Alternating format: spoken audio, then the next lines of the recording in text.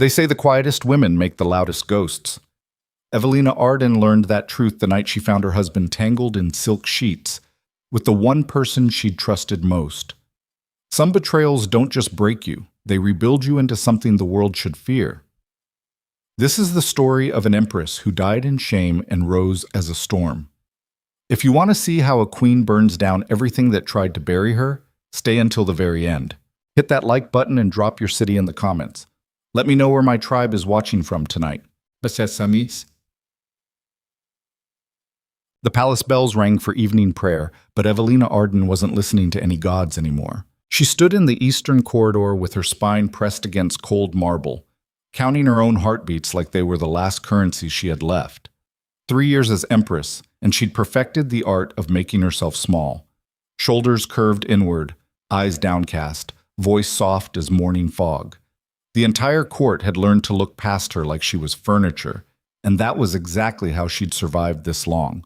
But survival was about to stop being enough. Her lady-in-waiting, Margot, rushed toward her with panic bright in her eyes. The girl was 19, gap-toothed, loyal as a hound. She'd been with Evelina since the wedding, back when hope still felt like something real. "Margot, what's wrong?" The girl's breath came in short gasps.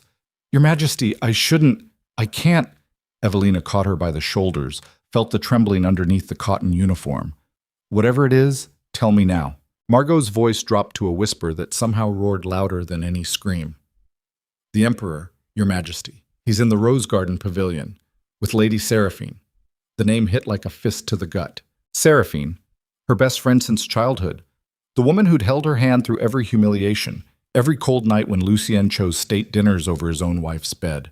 The woman who'd whispered reassurances in the dark, "He loves you, Evie. He's just under so much pressure," while apparently climbing into that same bed the moment Evelina turned her back. "How long have you known?" Margot's silence was the answer. "How long, Margot?" "6 months, Your Majesty." "Maybe more." "I wanted to tell you, but Lady Seraphine," she said. "What did she say?" "That you were too fragile, that the truth would destroy you."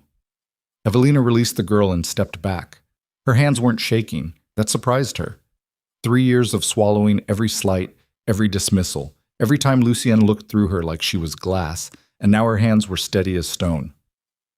"Show me." "Your Majesty, you don't want to—" "Show me, Margot. Right now."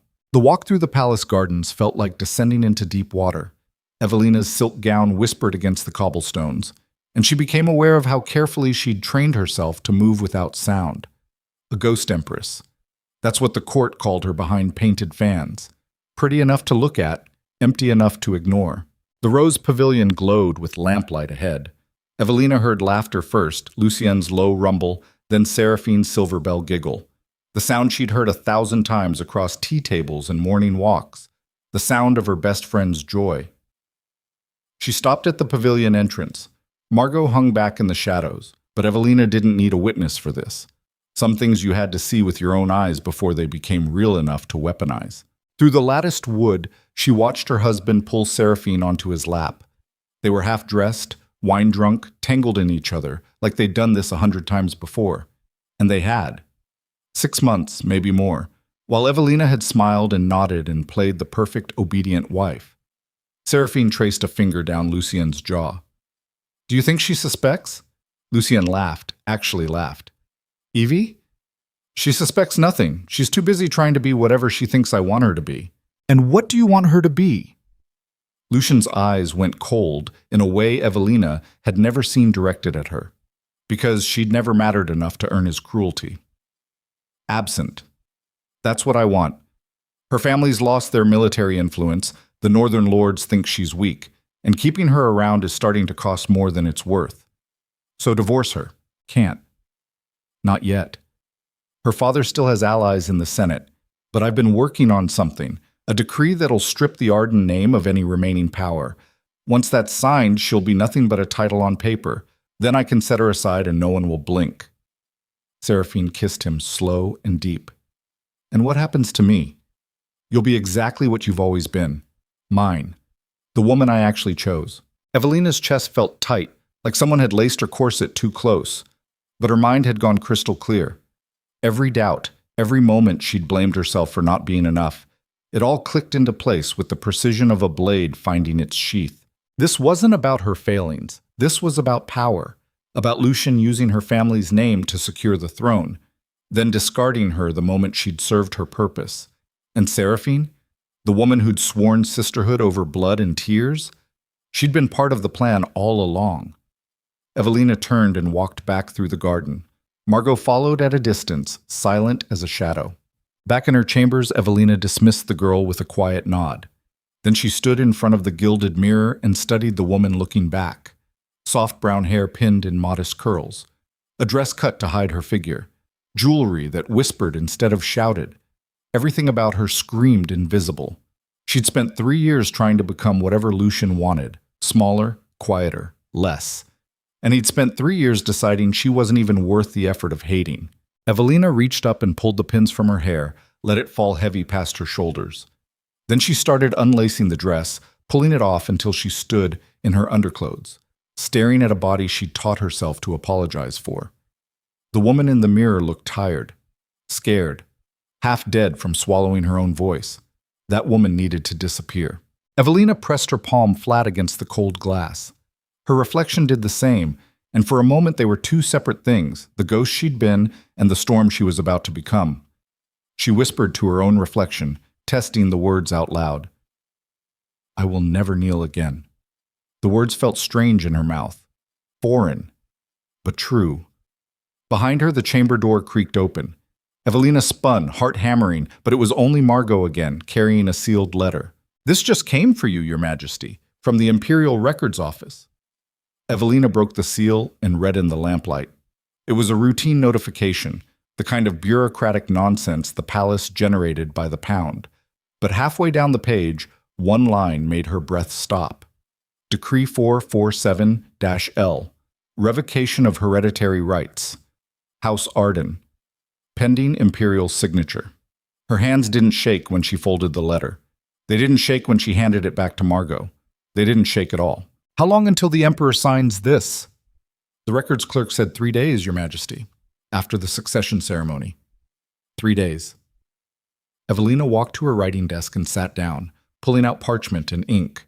Her mind was already moving 3 steps ahead, sorting through years of carefully ignored details. Every noble who'd sneered at her, every general who'd dismissed her father's legacy, every servant who'd whispered that the Empress was too weak to matter. They'd all made the same mistake.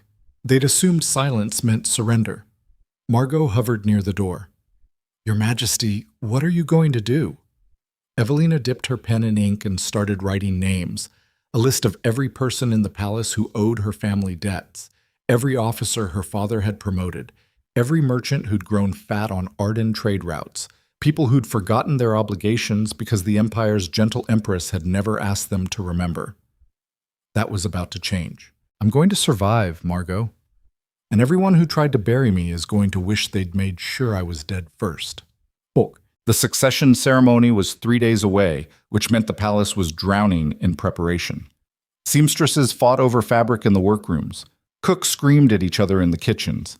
The entire imperial complex had become a barely controlled riot of ambition and anxiety.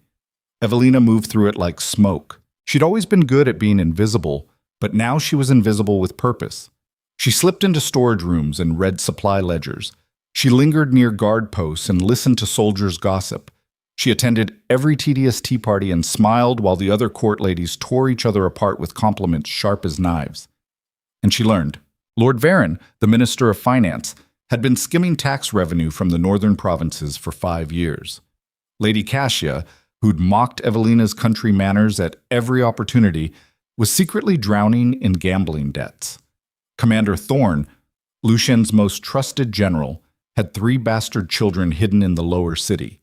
Children whose mothers he'd threatened into silence with military force. The empire Lucian ruled wasn't just corrupt, it was rotting from the inside out, and everyone was so busy fighting for scraps they hadn't noticed the foundation crumbling underneath them. Evelina filed every secret away like ammunition. On the second day, she received an unexpected visitor. Captain Aldrich Greaves was the youngest commander in the Imperial Guard, a soldier's soldier with a scar bisecting his left eyebrow and a reputation for blunt honesty. He'd served under Evelina's father before the old duke's death, and he was one of the few men in the palace who'd ever looked at her like she was an actual person. He found her in the library where she was pretending to read poetry while actually memorizing the palace's guard rotation schedules. "Your Majesty." He bowed, but his eyes were troubled. "May I speak freely?" Evelina closed the book. "When have I ever stopped you, Captain?" Aldrich glanced around, then lowered his voice. "Something's coming. I don't know what, but the Emperor's been meeting with his inner circle behind closed doors. And your name keeps coming up, I'm aware." His scarred eyebrow lifted.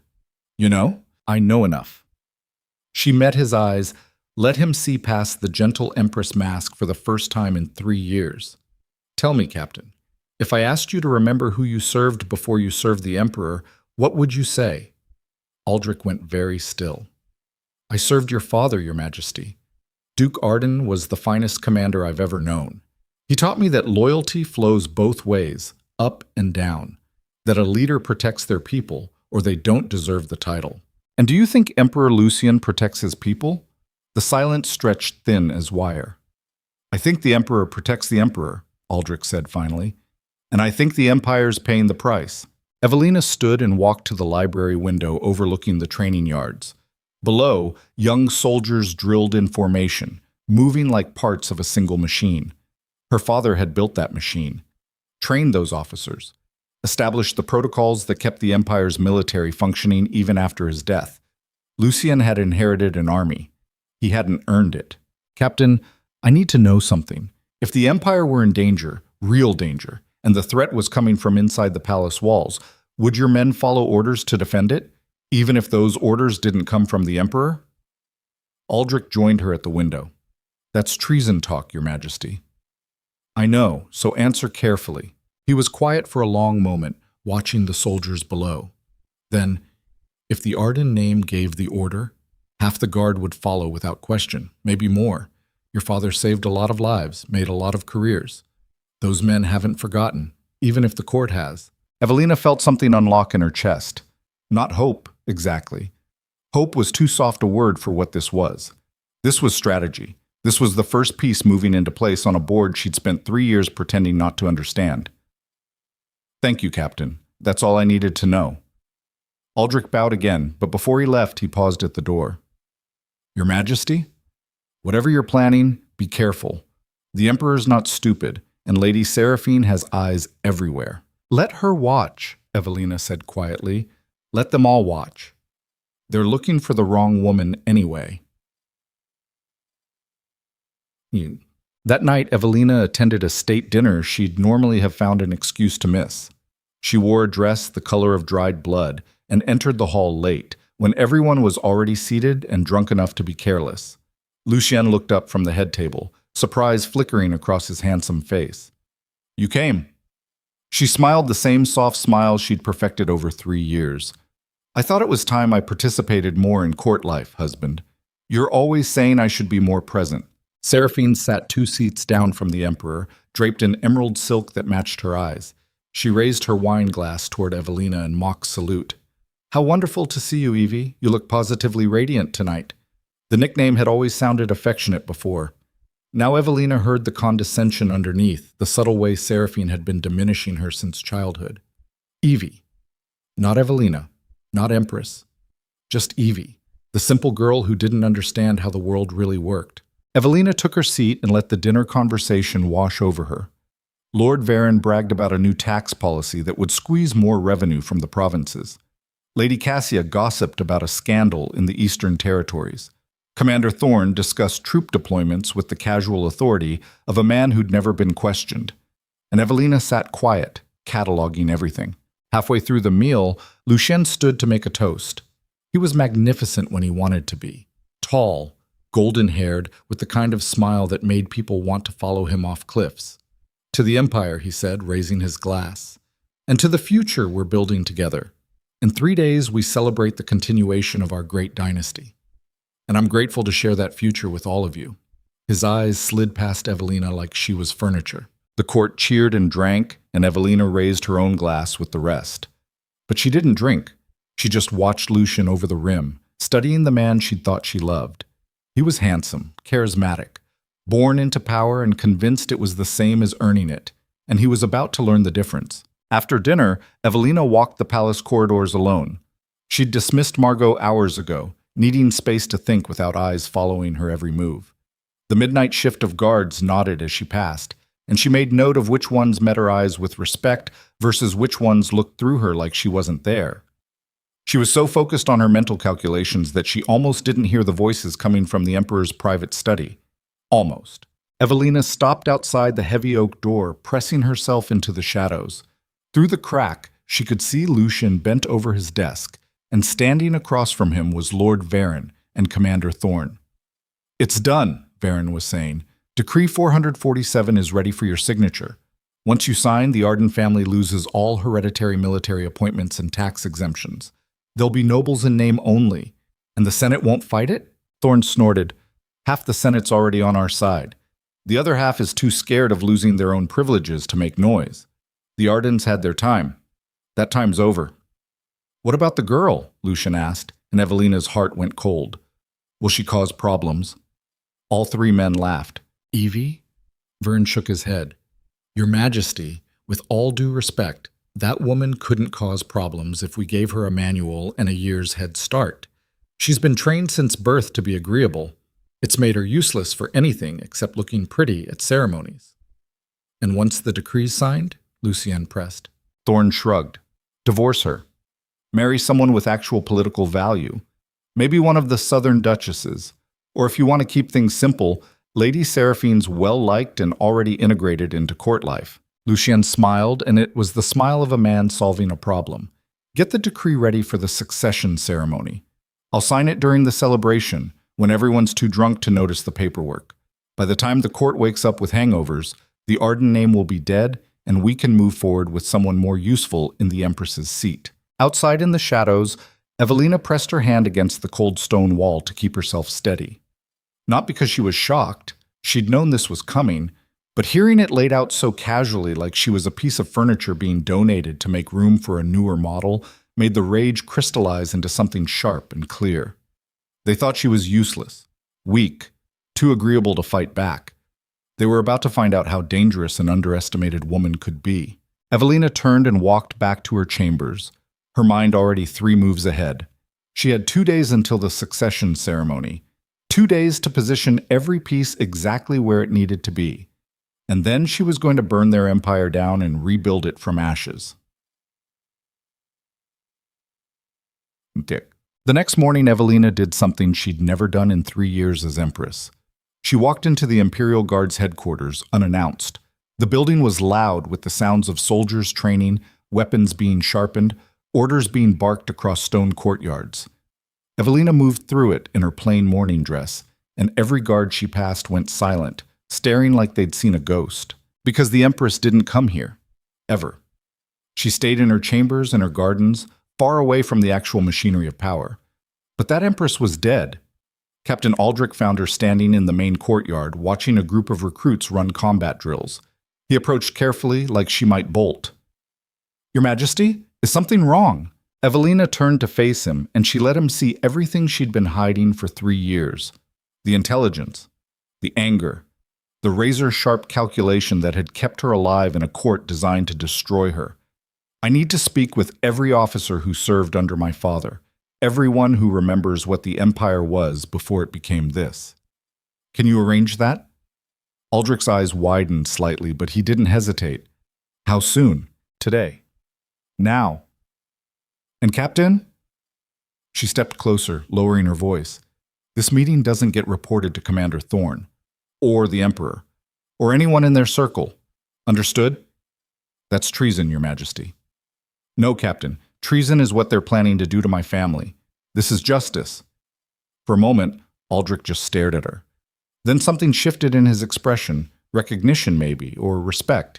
He saluted, sharp and formal. "Give me an hour, Your Majesty. I'll have them assembled in the old barracks. That building's been empty since the renovations, so no one will think twice about activity there." "Thank you."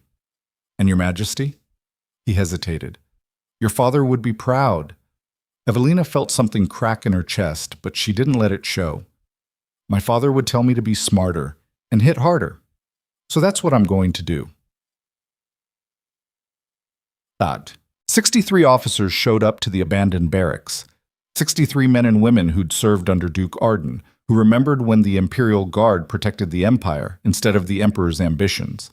They stood in rough formation, weathered faces and scarred hands, and they watched Evelina enter like they were seeing a legend step out of history. She climbed onto a supply crate so everyone could see her, and for the first time in 3 years, she let her voice fill a room instead of shrinking to fit it. Most of you knew my father. You served with him, bled with him. Some of you, he saved your lives. All of you, he earned your loyalty through actions, not words. Silence. Absolute attention. I won't waste your time pretending this is a social visit. In 2 days, the Emperor plans to sign a decree that destroys my family's name and strips us of every honor my father earned through 30 years of service. And once that's done, he plans to set me aside and marry someone more politically convenient. She paused. Let that sink in. Saw anger flicker across weathered faces. I could accept that. I could pack my bags, go quietly, let the Arden name die without a fight. That's what everyone expects from the gentle, obedient Empress. Another pause. She locked eyes with Captain Aldrich, then swept her gaze across the entire assembly. But I am my father's daughter, and Duke Arden didn't raise me to roll over when someone tried to erase everything he built. So I'm here to ask you a question, and I need honest answers. If the Empire were in danger, if the rot in the palace threatened everything you fought to protect, would you stand with an Arden again? Even if it meant going against the Emperor's inner circle? The silence stretched thin and dangerous. Then a gray-haired lieutenant in the back spoke up, voice rough as gravel. What exactly are you asking us to do, Your Majesty? I'm asking you to remember your oaths. You swore to protect the Empire, not the Emperor. And right now, those are two different things. Another voice, younger. If we stand with you and lose, they'll hang us for treason. Evelina met his eyes. Yes, they will. And that's why I won't ask anyone to follow me who isn't absolutely certain. But if you do stand with me, I swear on my father's grave that I will protect you the way he protected his soldiers. Loyalty flows both ways, or it's worth nothing. She stepped down from the crate and pulled out a piece of parchment, the list she'd been building for 3 days. Every secret, every corruption, every crime Lucian's court had buried. This is what I've learned in 72 hours of actually paying attention. Tax fraud, bribery, blackmail. Soldiers' families threatened into silence. The Empire isn't dying by accident. It's being murdered by men who think power means they can do whatever they want without consequences. She held up the parchment. I'm going to expose them. All of them. At the succession ceremony, in front of the entire court, I'm going to burn their house down. And I need to know, when the fire starts, who's standing with me and who's running for the exits. No one moved. Then Captain Aldrich stepped forward. I'm in. Whatever you need. The gray-haired lieutenant followed. Duke Arden once carried me 3 miles through enemy territory with a broken leg. I owe him. And I owe you. I'm in. One by one, they stepped forward. Not all of them. A dozen officers stayed back, unwilling to bet against the Emperor. But 47 soldiers, hard-eyed and loyal, chose the Arden name over the crown. Evelina felt something shift in her chest. Not hope. Strategy. She had an army now. Small, but hers. This is what we're going to do, she said, and started laying out a plan that would either save the Empire or destroy her completely. Set. The night before the succession ceremony, Evelina couldn't sleep. She lay in bed staring at the canopy overhead, running through every scenario, every potential failure point. She'd positioned her pieces carefully. Captain Aldrich and his loyalists were ready to move the moment she gave the signal. The evidence was compiled, damning, and irrefutable. She'd even arranged for a court scribe she trusted to be present, someone who would record everything that happened tomorrow, making it impossible for Lucian to bury the truth afterward. Everything was ready, but she kept seeing her father's face the day she married Lucian. He'd been dying even then, though neither of them knew it yet. Lung fever that the doctors couldn't cure. And he'd pulled her aside before the ceremony, gripped her hands with fingers already going cold. You're stronger than you think, Evie. Don't let them make you forget that. She'd nodded, young and terrified and desperate to believe him. But then he died, and Lucian had made it clear that strength wasn't what he wanted from a wife. He wanted ornamental, quiet, convenient. So she'd become that. And tomorrow, she was going to stop. A knock at the door pulled her from the memory.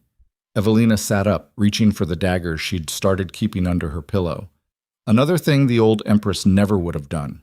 "Come in." Margot slipped through the door, face pale in the lamplight. "Your Majesty, you have a visitor. She says it's urgent." "Who?" "Lady Seraphine." Evelina's blood went cold, then hot. "Send her in. Your Majesty, I don't think—" "Send her in, Margot." The girl fled, and a moment later Seraphine swept into the room like she owned it. She wore a robe of midnight blue silk, hair loose around her shoulders. Beautiful as always. Poisonous as nightshade. "Evie." She smiled, but it didn't reach her eyes. "We need to talk." Evelina stayed in bed, forcing her body to remain relaxed, even though every muscle wanted to tense for a fight. "About what?" Seraphine walked to the window, looking out over the moonlit gardens. "About tomorrow. About choices you might be considering that would be very, very foolish." "I have no idea what you mean." "Yes, you do."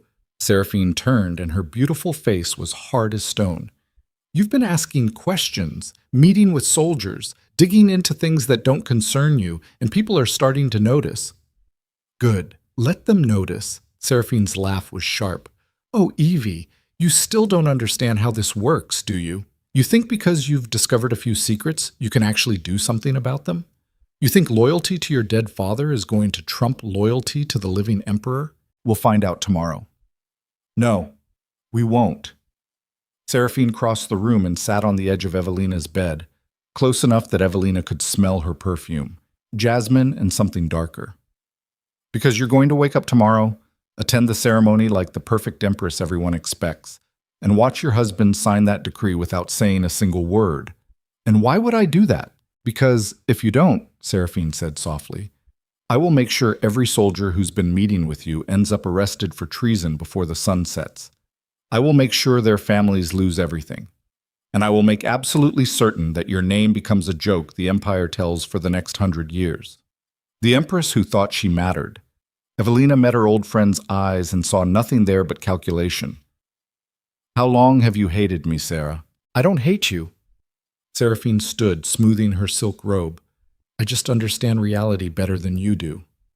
You were born to be a symbol, Evie, a pretty face on the Emperor's arm.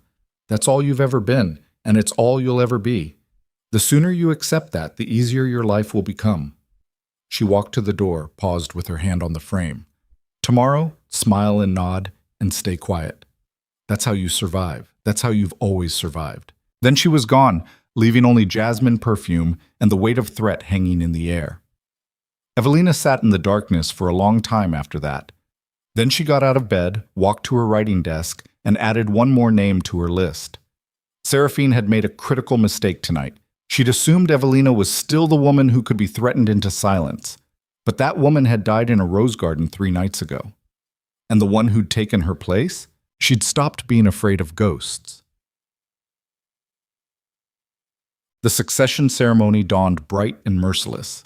Evelina dressed carefully, choosing a gown the color of steel with silver embroidery that caught the light like armor. She pinned her hair up in the elaborate style the court expected, applied cosmetics with a steady hand, and looked at herself in the mirror one final time. The woman looking back could have been anyone. Empress, warrior, ghost. All 3, maybe. Margot stood in the doorway, wringing her hands. "Your Majesty, are you sure about this?" "No," Evelina said honestly, "but I'm doing it anyway." The palace was chaos. Nobles flooding in from across the empire, servants running everywhere, musicians tuning instruments in the grand hall. The succession ceremony was supposed to celebrate 50 years of the imperial dynasty, a display of power and continuity. Instead, it was going to become a funeral. Evelina entered the grand hall precisely on time, and every head turned. She'd spent 3 years making herself invisible, and now the weight of attention felt like standing in sunlight after years underground. Lucian stood at the head of the room on a raised platform, magnificent in formal robes. Seraphine stood near him, emerald silk and satisfied smile. The entire court was assembled, every noble, every general, every person who'd spent 3 years looking through Evelina like she was nothing. They were all about to see her very clearly. The ceremony began with traditional speeches, each one longer and more tedious than the last. Evelina stood in her designated spot, hands folded, face serene, playing the role everyone expected. Then came the moment she'd been waiting for. Lord Varen stepped forward carrying a leather portfolio. Inside was Decree 447, ready for the Emperor's signature. The document that would erase her family's legacy and clear the way for her disposal. Lucien took the portfolio, opened it, reached for his seal, and Evelina's voice cut through the hall like a blade. "Stop!" The entire room went silent. Lucien looked up, more annoyed than concerned. "Evelina, this isn't the time. I said stop." She stepped forward, moving through the crowd toward the platform. Her heart was hammering, but her voice stayed steady. "Before you sign that decree, the court deserves to know what it actually says." Lucien's eyes narrowed. "This is a routine administrative matter. It doesn't concern... It strips my family of every military appointment and tax exemption we've held for 3 generations." Evelina reached the platform, climbed the steps. Behind her, she felt Captain Aldrich and his soldiers moving into position. Not threatening, just present. It effectively destroys the Arden name and removes any political influence we have left. Murmurs rippled through the crowd. "Your family's influence was built on your father's legacy," Lucien said coldly. "That legacy ended when he died. This decree simply makes the reality official." Evelina turned to face the assembled court. "My father served this empire for 30 years. He built the Imperial Guard from corrupt chaos into something functional. He saved lives, won wars, and earned every honor he was given. And now, 3 years after his death, the Emperor wants to erase him like he never existed." She paused. "I wonder why that is." Lucien's face flushed red. "You're making a scene. I'm asking a question." She pulled a folded parchment from her sleeve, the list she'd compiled. "And I think I know the answer. Because erasing my family's legacy isn't about efficiency or progress. It's about covering up corruption." The hall went deathly quiet. Lord Varen stepped forward, voice sharp. "Your Majesty, these accusations, are documented?" Evelina cut him off. 5 years of tax fraud. Revenue skimmed from northern provinces and funneled into private accounts. "Your private accounts, Lord Varen. I have the ledgers. I have the records. And I have testimony from 3 separate clerks willing to swear under oath that you've been stealing from the Empire since the moment my father died and couldn't stop you anymore." Varen's face went white. Evelina turned to Commander Thorne. "You've been using your position to threaten soldiers' families into silence, demanding bribes for promotions. 3 bastard children hidden in the lower city, their mothers blackmailed into keeping quiet about your abuse." Thorne's hand went to his sword, but Captain Aldrich was suddenly there, blade drawn, eyes cold. "Don't," Aldrich said quietly. Evelina continued, moving through the platform like a storm. "Lady Cassia, gambling debts totaling 30,000 gold pieces. Senator Marcus, taking bribes from merchant guilds. General Harrow, selling military intelligence to border raiders." She listed them one by one, every secret she'd uncovered, every crime they'd thought was buried. The court erupted in chaos. Denials, accusations, nobles turning on each other like wolves. And through it all, Lucien stood frozen, watching his carefully constructed empire crack apart. Finally, Evelina turned to her husband. "And you?" She held up the decree. "You used my family's name and military connections to secure your claim to the throne. Then you spent 3 years systematically destroying anyone loyal to my father so you could consolidate power without opposition. And now you're planning to divorce me and marry my best friend the moment this decree is signed, because you think I'm too weak to stop you." Seraphine made a small sound, but Evelina ignored her. "I was weak," she said, and her voice carried to every corner of the hall. "I was obedient and quiet and desperate for you to love me. I made myself smaller and smaller, thinking that's what you wanted. And you know what I learned?" She stepped close to Lucien, close enough that only he could hear her next words. "You were never going to love me. Because love requires seeing someone as human first, and you've never seen me as anything but a tool." "Then loud enough for everyone. So I stopped trying to be what you wanted, and I started being what the Empire needs." Lucien found his voice finally, and it was pure ice. You think you can stand here and accuse me in my own court? You think these people will choose you over their emperor? I don't think anything, Evelina said. I know. Because while you've been playing politics and covering up crimes, I've been talking to soldiers, to merchants, to every person in this empire who's been suffering under your corruption and wondering when someone would finally care enough to stop it. She turned back to the assembled court. I'm not asking you to choose me over the emperor. I'm asking you to choose the empire over one man's ambition. And if you won't, if you'd rather protect corruption than fight it, then this empire deserves everything that's coming. For a moment, the hall hung suspended in perfect silence. Then a voice from the back. I stand with the Empress, Captain Aldrich, sword still drawn. Another voice.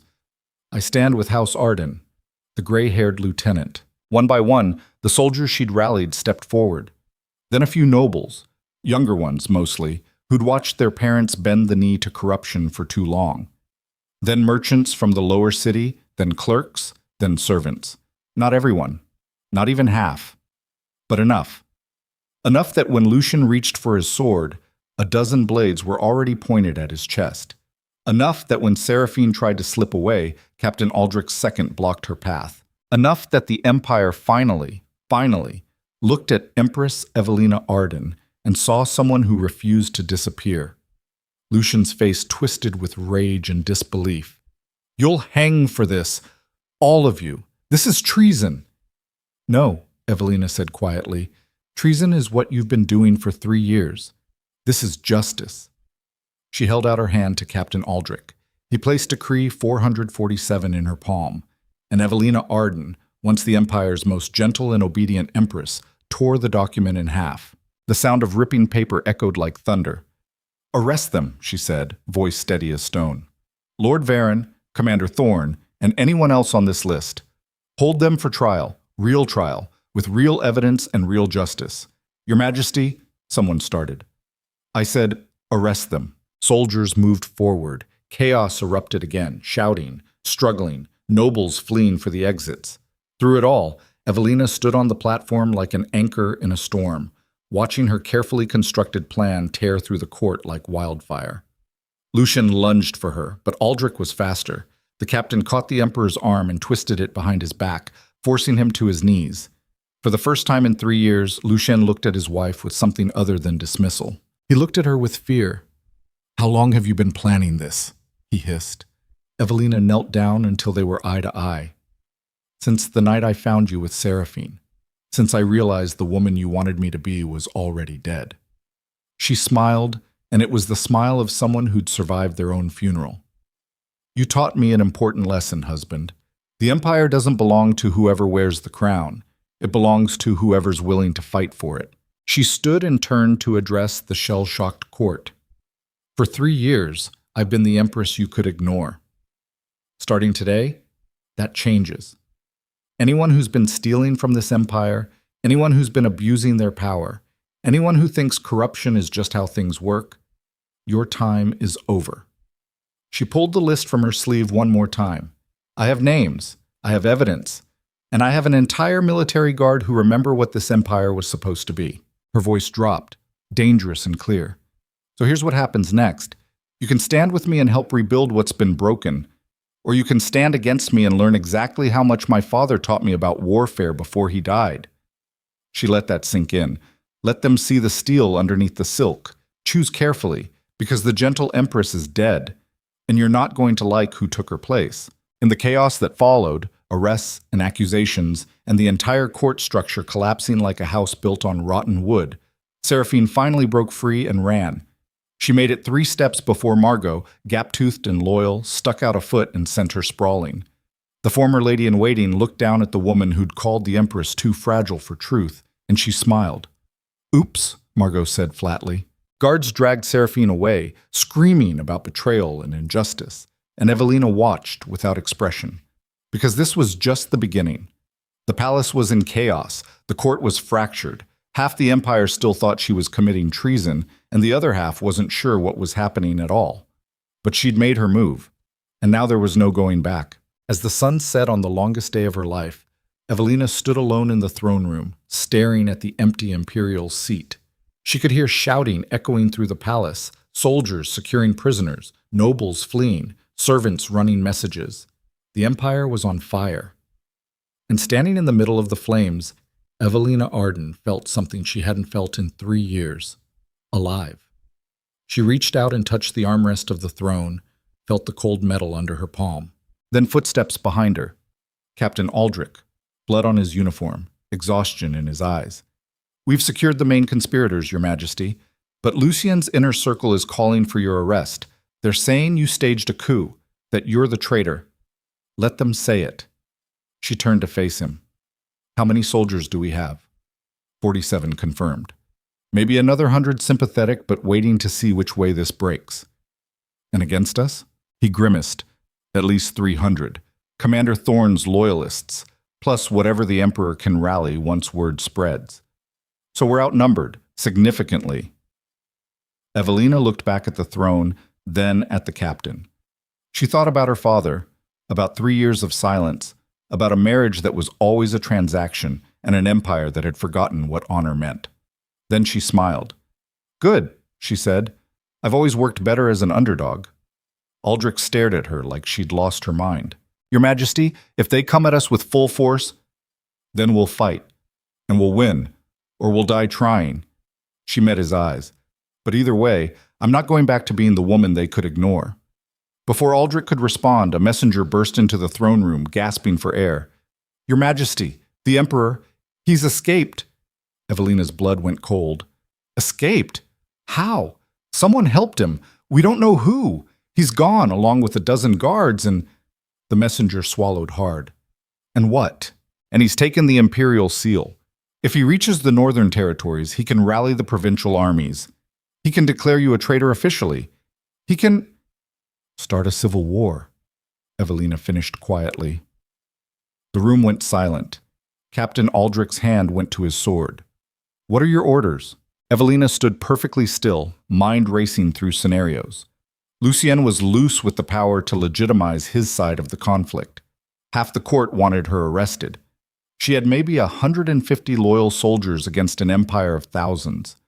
3 days ago, she'd been a ghost empress everyone ignored. Now she was standing on the edge of a war that would either remake the empire or destroy it completely. She thought about backing down, about slipping away quietly, disappearing into some far province where no one would look for the failed empress. Then she thought about her father's voice. "You're stronger than you think," and she thought about every woman who'd ever been told to be smaller, quieter, less. Evelina Arden looked at Captain Aldrich and smiled the smile of someone who'd already died once and found out death wasn't so scary after all. "Get me every soldier we have, every noble who stood with us today, every merchant, every servant, every person in this empire who's tired of being stepped on by men who think power makes them untouchable." She walked to the throne and sat down in it, feeling the weight of empire settle on her shoulders like armor. "If Lucien wants a war, then we'll give him one. And when it's over, when the dust settles and the empire sees who's left standing, they'll know exactly what happens when you underestimate an empress." Her voice echoed through the marble hall, sharp as a blade. "The gentle empress is dead. Long live the Iron Empress." And in the chaos that followed, as soldiers rallied and nobles chose sides and the empire tore itself in half, one thing became absolutely certain. The woman who'd spent 3 years being invisible had just become impossible to ignore, and she was only getting started. The Iron Empress didn't sleep that first night. She sat in the throne room while Captain Aldrich positioned guards at every entrance, while messengers ran through corridors carrying orders she'd written in her own hand, while the empire she'd just fractured tried to decide if it was witnessing a revolution or a suicide. Her back hurt from sitting too straight, her jaw ached from clenching. But she didn't move from that throne because the moment she stood up, the moment she showed weakness, every person waiting for her to fail would see their opening. Power wasn't something you earned once and kept. It was something you defended every single second, or it disappeared like smoke. Margot brought tea at some point. Evelina drank it cold hours later, not tasting anything. Captain Aldrich returned near dawn with a face that told her everything before he spoke. "Your Majesty, we have a problem." "Just one?" His mouth twitched, almost a smile. "The northern garrison commanders received word from Emperor Lucien. He's calling you a usurper, claiming you drugged him, staged a false arrest, and seized power through military force. And they believed him? 3 of the 5 garrison commanders pledged loyalty to him immediately. The other 2 are waiting to see which side looks stronger before they commit. Evelina felt something cold settle in her chest. Not fear, calculation. How many troops does that give him? Roughly 4,000 soldiers, well-trained, well-armed, and positioned between us and the Empire's grain supply routes. So if this turns into a siege, we starve first. Aldrich nodded. Unless we break through to the eastern provinces. If we can secure the trade roads and get the merchant guilds on our side. We can outlast him financially, even if we can't match him militarily. Evelina stood finally, feeling every muscle protest. Then that's what we do. Send word to every merchant house, every trade captain, every person who's made money moving goods through this empire. Tell them Emperor Lucian's corruption cost them profits for 3 years, and I'm offering them a chance to collect what they're owed. You want to buy loyalty? I want to give them a reason to invest in my survival that's stronger than their fear of Lucian's revenge. She walked to the window, watched the sun rise over the capital. People don't fight for abstract concepts like justice or honor. They fight for things that affect their daily lives. Food, money, safety. So we give them all 3, and we make sure they understand Lucian can't. Aldrich studied her like he was seeing someone entirely new. Your father used to say the same thing. My father understood that idealism gets you killed. Strategy keeps you alive. She turned back to him. How many soldiers do we have right now? Real numbers. 143 confirmed loyal. Another 200 who'll probably fight if they think we're winning. Beyond that? Aldrich shrugged. The rest are either waiting to see how this plays out or actively preparing to arrest you the moment Lucian gets back to the capital. So we're outnumbered, outpositioned, and running out of time. Yes, Your Majesty. Evelina felt that cold thing in her chest spread outward, sharpening her thoughts into something hard and clear. Then, we don't fight the war Lucian expects. We fight the war he can't see coming. The first strike came at noon. Evelina had Margot summon every noble who'd stood with her during the confrontation, 18 lords and ladies who'd gambled their futures on the idea that maybe, just maybe, the quiet empress had teeth. They gathered in the small council chamber, nervous energy crackling through the air like lightning before a storm. Most of them were young, 2nd or 3rd children who'd watched their parents bow to corruption their entire lives.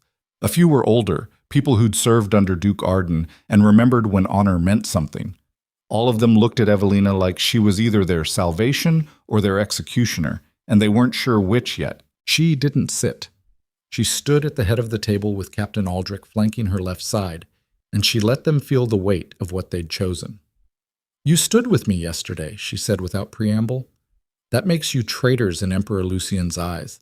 If he wins this conflict, you'll hang. Your families will lose everything. Your names will be erased from imperial records. So before we go any further, I need to know, are you still standing? Silence. Then a young lord near the back, maybe 25, with the kind of soft hands that said he'd never held a sword before yesterday, cleared his throat. Your Majesty, with respect, we stood with you because you were right. The Empire's rotting. We all knew it. But knowing something and being able to fix it are 2 different things. Say what you mean, Lord. Marcus. Lord Marcus of House Valen. He met her eyes, scared but steady. I mean, we stood with you because you had evidence and conviction. But now the Emperor's rallying armies, and we're trapped in a capital surrounded by people who want us dead. So the question isn't whether we're still standing.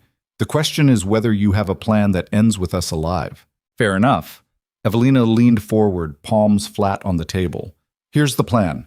We split Lucian's support base before he can consolidate it. We can't match his military strength, so we hit his political foundation instead. Every one of you has family connections, trade relationships, people who owe you favors. I need you to use them. For what? To spread the truth faster than he can spread lies.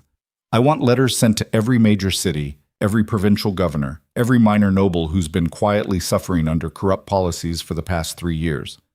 I want them to know exactly what I exposed yesterday. Names, crimes, evidence. Make it impossible for Lucian to claim this was just a palace coup. A middle-aged lady with gray streaking her dark hair spoke up. Lady Petra.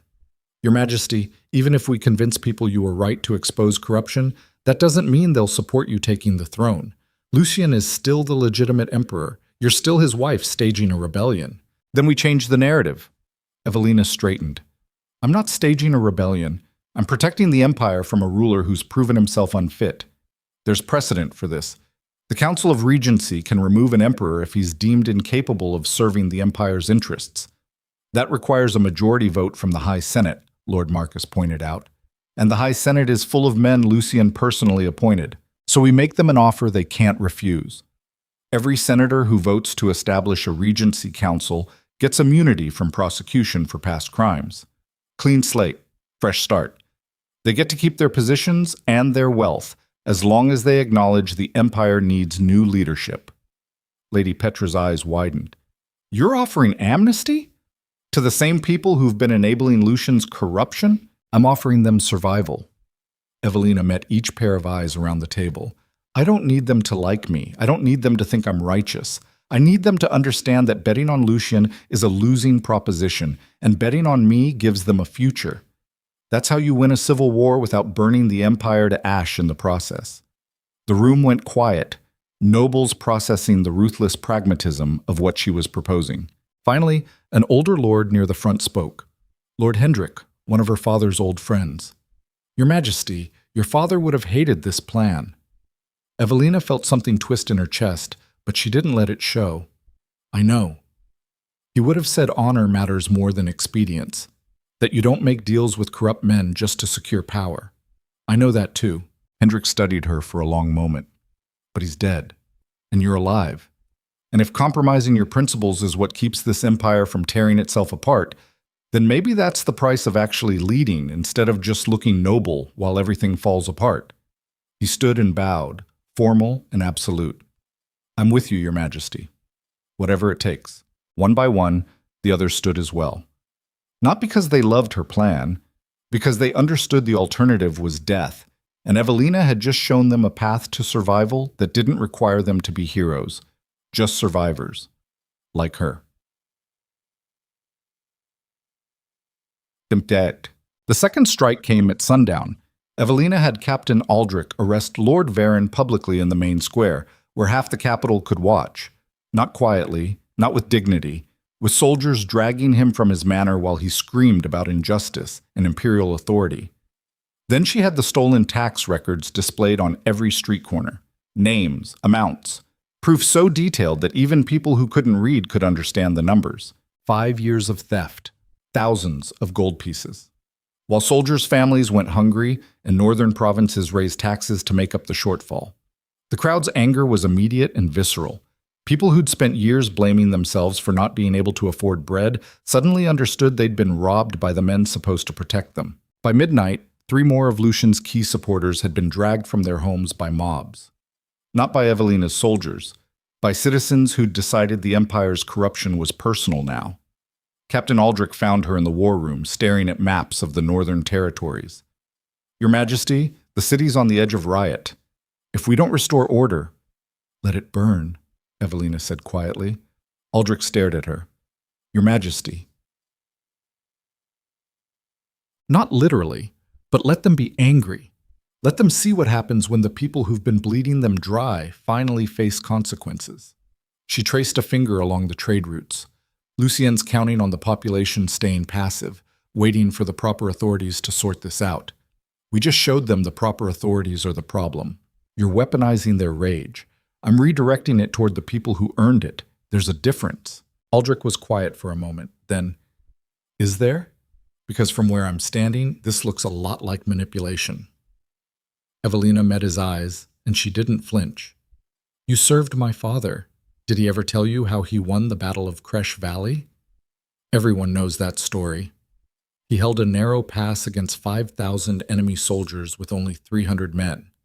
Do you know how he did it? Superior tactics. Defensive positioning. He collapsed the pass on top of the enemy forces, killing 4,000 men in an avalanche. She watched Aldrich's face change. He sacrificed the valley, years of strategic value, completely destroyed, to win one battle. And when people called him a hero afterward, he told them the truth. He said he won because he was willing to do what the enemy thought was unthinkable. Aldrich's jaw tightened. Your father destroyed a valley. You're destroying faith in imperial institutions. And which one saves more lives in the long run? If I fight Lucian army against army, thousands of soldiers die, and whoever wins rules over a fractured empire that takes decades to rebuild. If I undermine his legitimacy so thoroughly that his own supporters abandon him, maybe we end this with minimal bloodshed. And if it doesn't work, then I'll have destroyed those institutions for nothing, and history will remember me as the empress who broke the empire trying to save it. She turned back to the maps. But at least I'll have tried something other than being perfect and powerless. Word reached them 3 days later that Emperor Lucian had executed 2 of the garrison commanders who'd refused to pledge loyalty immediately. Public beheadings. No trial. Just a message that hesitation equaled treason. Evelina heard the news in the middle of a strategy meeting and felt her blood go cold, then hot. Those commanders had families, children. They died because they'd wanted to wait, to gather more information, to make an informed choice. And Lucian had killed them for it. She dismissed the meeting and walked to her private chambers, locked the door, and for the first time since the succession ceremony, let herself feel the full weight of what she'd started. 2 men were dead. More would die. The empire was tearing itself apart, and she was the one who'd lit the match. Her hands started shaking. She pressed them flat against her writing desk, feeling the wood grain under her palms, trying to ground herself in something solid. This was what power actually cost. Not grand speeches or noble sacrifices. Just people dying because you'd made a choice that put them in danger, and you had to live with that and keep making more choices anyway. A knock at the door. Margot's voice, tentative. Your Majesty? Captain Aldrich says it's urgent. Evelina took 3 breaths, forced her hands to stop shaking, and smoothed her expression back into something controlled. Come in. Margot entered, followed by Aldrich and another soldier Evelina didn't recognize.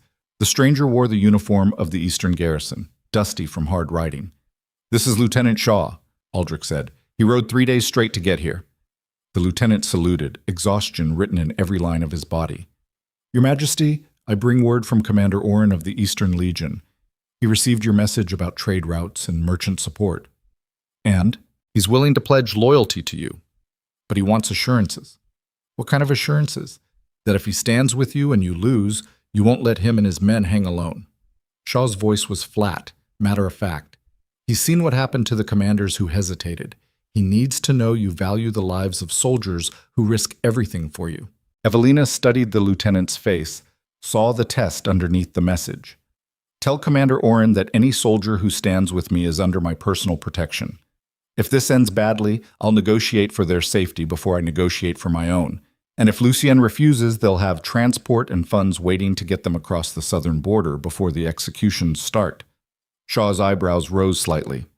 You'd let them run? I'd give them the choice. She stepped closer. I'm not asking people to die for abstract loyalty. I'm asking them to fight for an empire that might actually be worth fighting for. And if that fight fails, I'm not going to demand they throw their lives away for my pride. The lieutenant studied her for a long moment. Then he saluted again, sharper this time. Commander Oren will receive your message, Your Majesty, and for what it's worth, half the Eastern Legion will follow him wherever he leads. After Shaw left to get food and rest, Aldrich lingered. That was either brilliant or incredibly stupid. If word spreads that you're offering soldiers an escape route, it makes you look weak. Or it makes me look like I understand the difference between loyalty and suicide. Evelina moved to the window, watched the capital's lights flicker in the darkness. Lucien's executing people for hesitation. I'm offering them safety if they take a risk that doesn't pay off. Which leader would you follow? Aldrich was quiet. Then, you're betting that basic human decency is a tactical advantage. I'm betting that people are tired of leaders who treat them like pawns. She glanced back at him. Am I wrong? No, Your Majesty, he smiled slightly. I just never expected to see Duke Arden's daughter weaponize compassion. My father taught me strategy. Life taught me how to use every weapon I have. She turned back to the window. And right now, the fact that I actually care whether people live or die is the sharpest weapon I've got. Okay, the Eastern Garrison pledged loyalty 4 days later. 3,000 soldiers, along with Commander Oren's promise to secure the trade roads and protect merchant convoys. It was the first major military victory Evelina had won, and it changed the entire calculation of the conflict. She was still outnumbered, still outpositioned, but she wasn't defenseless anymore. The merchants responded faster than she'd expected. Within a week, 17 trade houses had sent representatives to the capital, all asking variations of the same question. If we support you financially, what do we get in return? Evelina met with them in groups of 3, sitting across from men and women who'd spent decades navigating corruption and knew exactly how the game was played. The head of the Merchant Guild, a sharp-eyed woman named Karine, cut straight to the point. Your Majesty, we appreciate that you've exposed Lord Varen's embezzlement, but exposing crime and actually changing the system are 2 different things. If we fund your war and you win, how do we know you won't just become another Lucian? You don't, Evelina said honestly. You're taking a risk. But here's what I'm offering: lower tariffs on trade routes, simplified customs procedures, an independent audit commission with merchant representation to prevent the kind of tax fraud Varen was running, and guaranteed contracts for whoever helps me rebuild the infrastructure Lucian's war is about to destroy. Karine leaned back, calculating. And if you lose? Then you're backing a failed rebellion, and Lucian will make you pay for it. Evelina met her eyes. I'm not going to lie and say this is safe, but staying neutral isn't safe either. Lucien's already squeezing merchants to fund his military buildup. If he wins, he'll squeeze harder to punish anyone who didn't actively support him. So you're choosing between a bad option and a worse one. Another merchant, an older man with ink-stained fingers, spoke up. What happens to Lucien if you win? Execution? Exile? Evelina had thought about this question every night since the succession ceremony. I strip him of power and remove him from any position where he can hurt people. Beyond that, it depends on whether he surrenders peacefully or forces a bloodbath. I'm not interested in revenge. I'm interested in making sure the empire survives. Karine exchanged glances with the other merchants. Then she stood and extended her hand. The Merchant Guild will support you, not because we trust you. We don't trust anyone, but because you're at least offering to change the rules instead of just exploiting them better. Evelina shook her hand, feeling the calluses that came from decades of handling ledgers and cargo manifests. Welcome to the revolution. Try not to bankrupt me before we've won. Karine smiled. No promises. The war started in earnest 3 weeks after the succession ceremony. Lucian's northern forces marched on the capital, and Evelina's combined eastern garrison and merchant-funded mercenaries moved to intercept them. Not to win, she couldn't win a direct confrontation yet, but to delay. To make Lucien's advance so costly and slow that his own supporters started questioning whether victory was worth the price. Captain Aldrich led the defensive forces personally, and Evelina spent every night pacing the war room, moving markers across maps and trying not to think about how many people were dying because she'd refused to stay quiet. The reports came back in fragments. Skirmishes on the northern road. Eastern Legion holding the pass. Enemy reinforcements delayed by destroyed bridges. 23 casualties on their side. Unknown on Lucian's. Every number was a person. Every marker on the map represented someone who might not come home. Evelina stopped sleeping more than 2 hours a night. Lady Petra found her one morning in the war room, still wearing yesterday's dress, staring at casualty reports with eyes that felt like sandpaper. Your Majesty, you need to rest. I'll rest when this is over. If you collapse from exhaustion, this will be over much faster than you'd like. Petra set down a tray of food. Eat. Sleep. You're no good to anyone if you burn yourself out before the actual crisis hits. Evelina looked at the food and couldn't remember the last time she'd been hungry. This is the crisis. No. This is the opening move. Petra sat down across from her. The crisis is what happens when Lucien realizes he can't win through military force and starts targeting civilians to draw you out. When he starts burning villages and executing suspected sympathizers. When you have to choose between protecting people and protecting your strategic position. Evelina felt something cold wrap around her spine. You think he'd do that? I know he would. Petra's voice was flat. 3 years ago, a border town refused to increase their tax contribution. Lucien sent soldiers to make an example. 43 people died, including children. The official report called it a riot. I was there. It was a massacre. Why didn't anyone stop it? Petra's smile was bitter. because stopping it would have required admitting the emperor was capable of that level of cruelty. And no one wanted to believe that. It was easier to call it an isolated incident and move on. Evelina felt her hands curl into fists. Did my father know? He died 2 months before it happened. Petra's eyes were sad. And by the time I found proof, you were already empress, and I was just another minor noble with a convenient story. Who was going to believe me over the emperor? You should have told me. Would you have believed me? Before all this? When you were still trying to be the perfect wife? No, Evelina admitted quietly. I wouldn't have. They sat in silence for a moment. Two women who'd spent years watching evil happen because stopping it seemed impossible. Then Evelina picked up a piece of bread and forced herself to eat. Thank you for telling me. And for staying. Where else would I go? Petra stood. Besides, someone needs to make sure you don't accidentally martyr yourself before you've actually fixed anything. After she left, Evelina ate the rest of the food mechanically, tasting nothing. Then she pulled out a fresh piece of parchment and started writing orders. If Lucien was going to target civilians, she needed people in position to protect them. Evacuation plans, safe houses, resources distributed to villages likely to be hit first. She couldn't stop every atrocity, but she could make sure the Empire knew she'd tried, while Lucien was burning it down to maintain control. Mtitaku. The massacre came 5 weeks into the conflict. A farming village called Millbrook, population 300, suspected of sheltering deserters from Lucian's army. His soldiers surrounded it at dawn and didn't leave until sunset. When the reports reached Evelina, she felt something inside her go very quiet and very cold. 214 dead, men, women, children. The survivors were scattered, traumatized, homeless. And Lucien's messengers made sure everyone knew it was a message. This is what happens to traitors.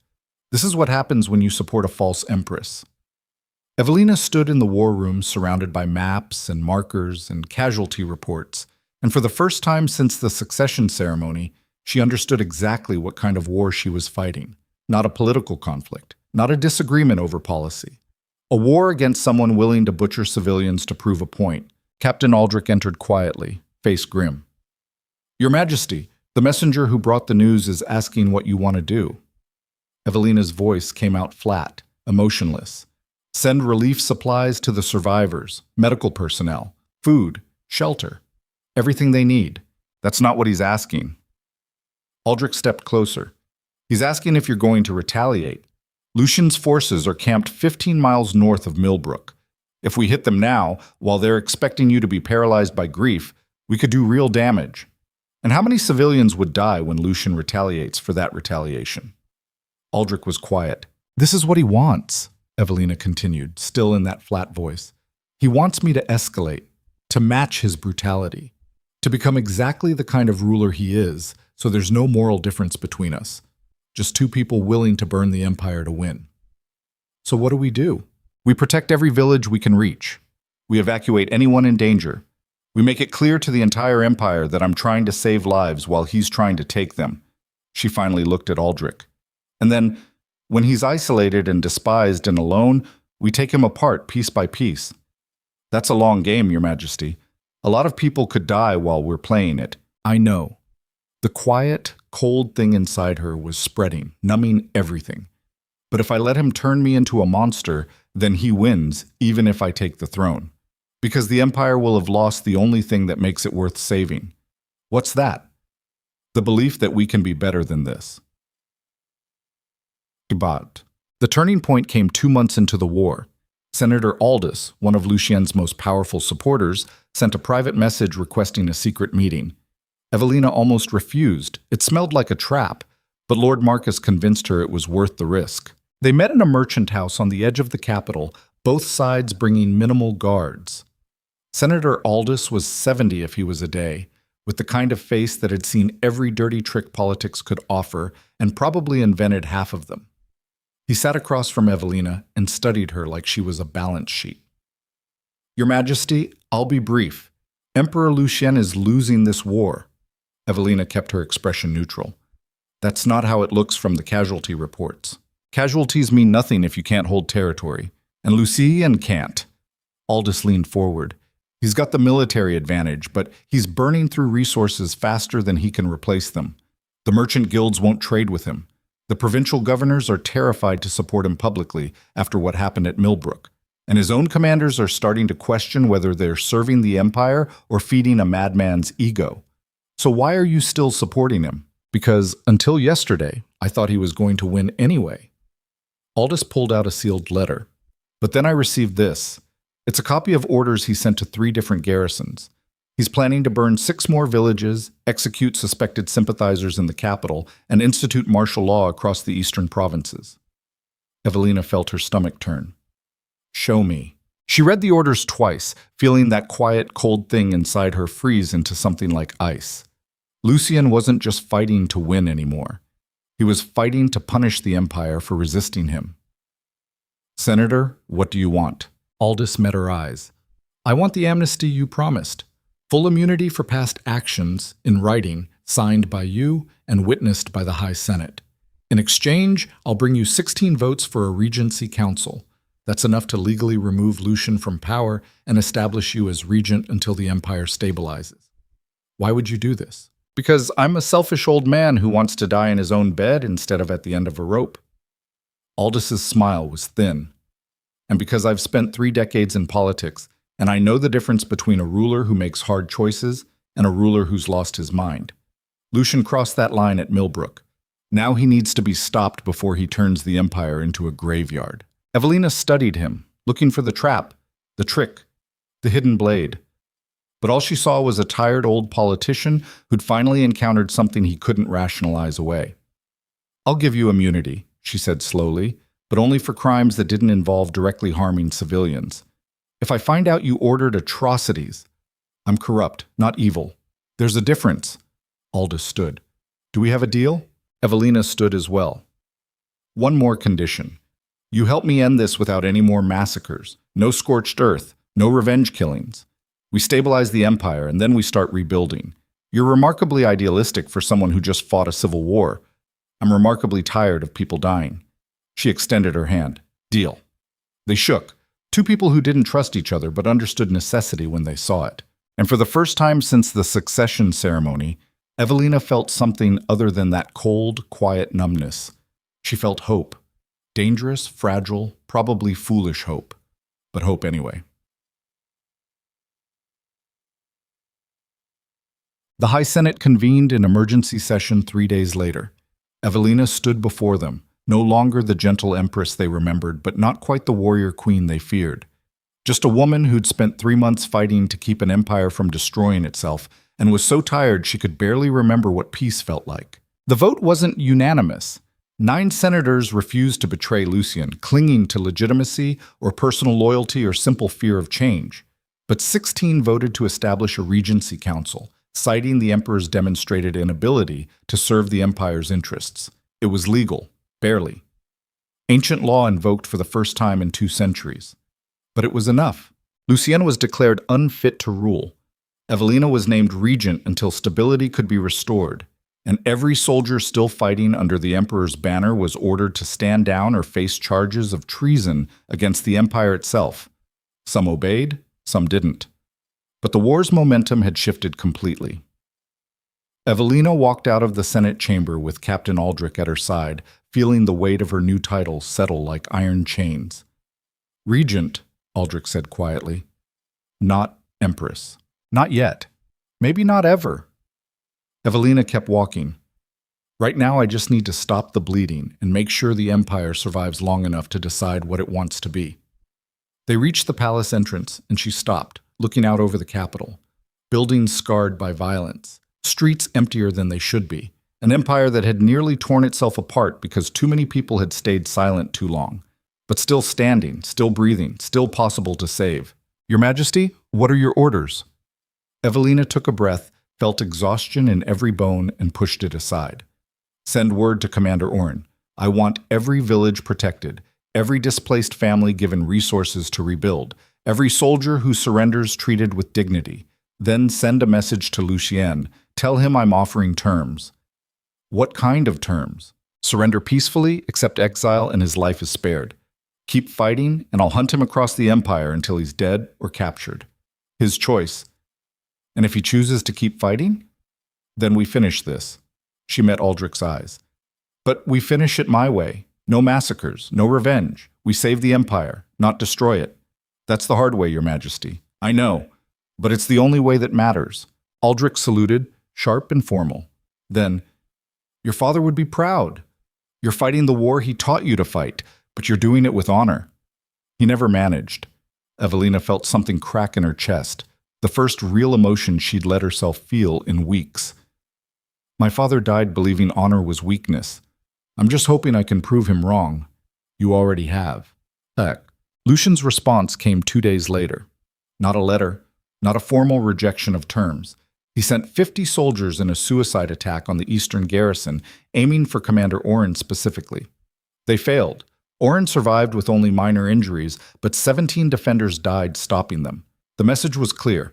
Lucien would rather burn the Empire than lose it. Evelina read the casualty report in her private chambers, felt that quiet, cold thing inside her finally break, and for the first time since the succession ceremony, she let herself cry.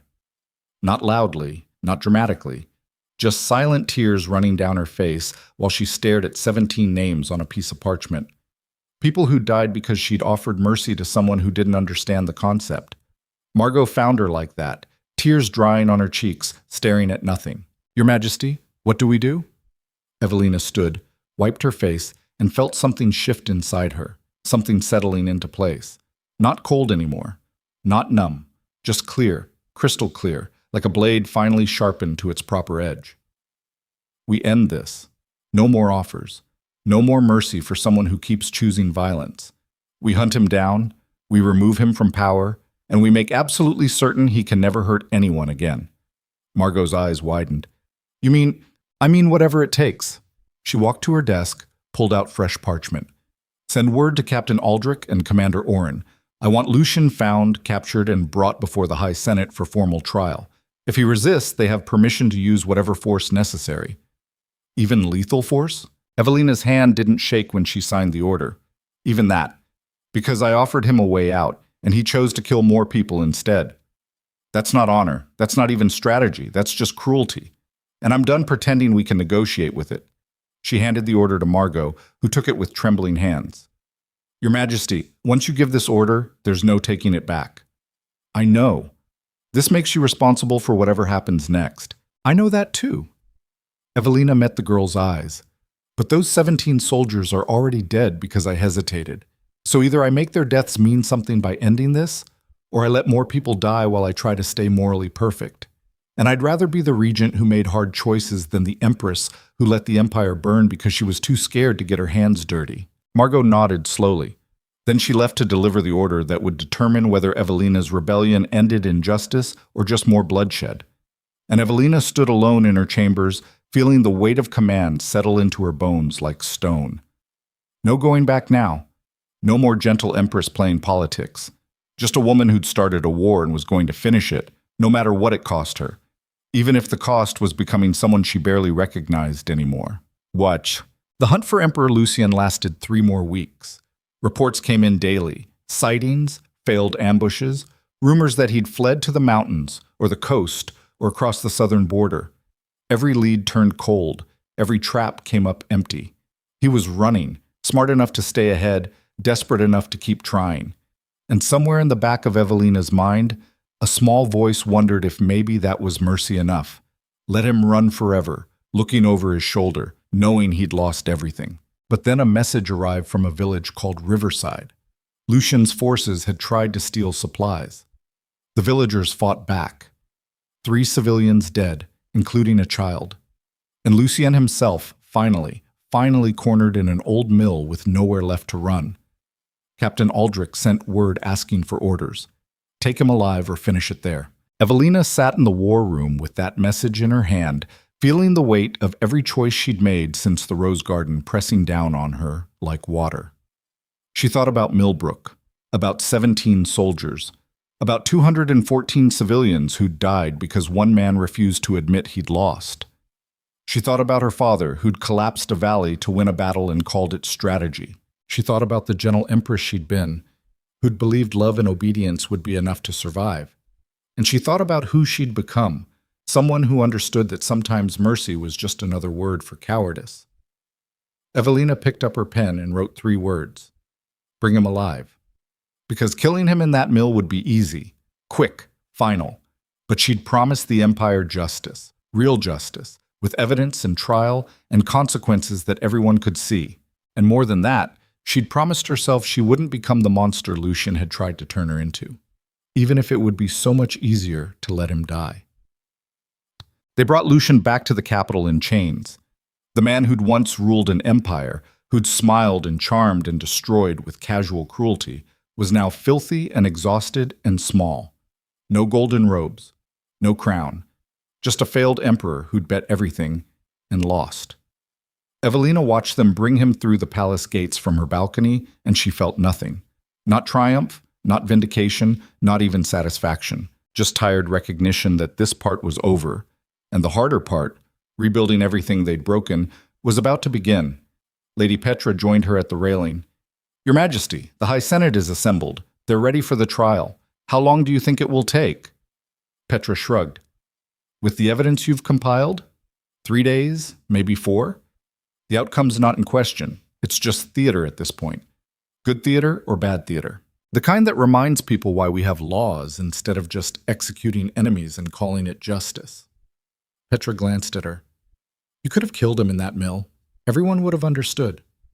I know, so why didn't you? Because I spent 3 years being the person everyone expected me to be. Weak, obedient, convenient. Evelina turned to face her.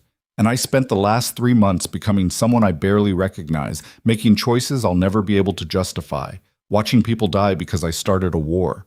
So the least I can do is end it the right way, even if the wrong way would be easier. Petra was quiet for a moment. Then, your father would have killed him in the mill, I know. Evelina smiled slightly. But my father died believing strength meant being willing to do anything to win. And maybe he was right.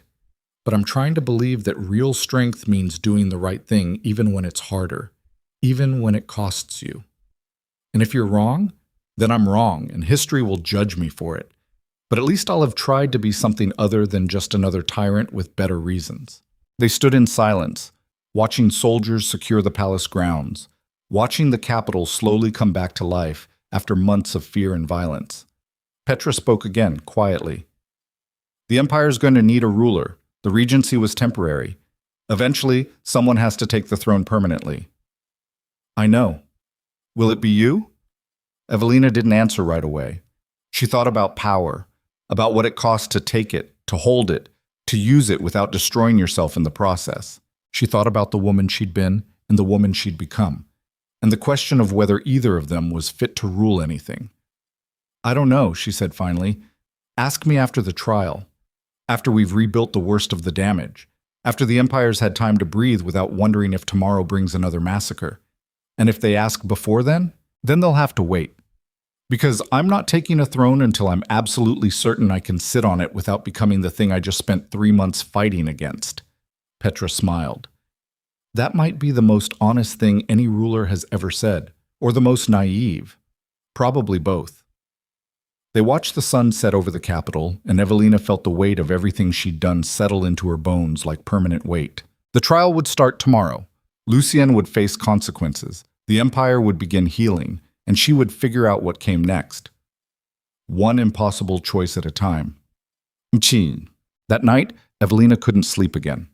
She walked the palace halls, past guards who saluted and servants who bowed, through corridors that smelled like blood and smoke no matter how thoroughly they'd been cleaned.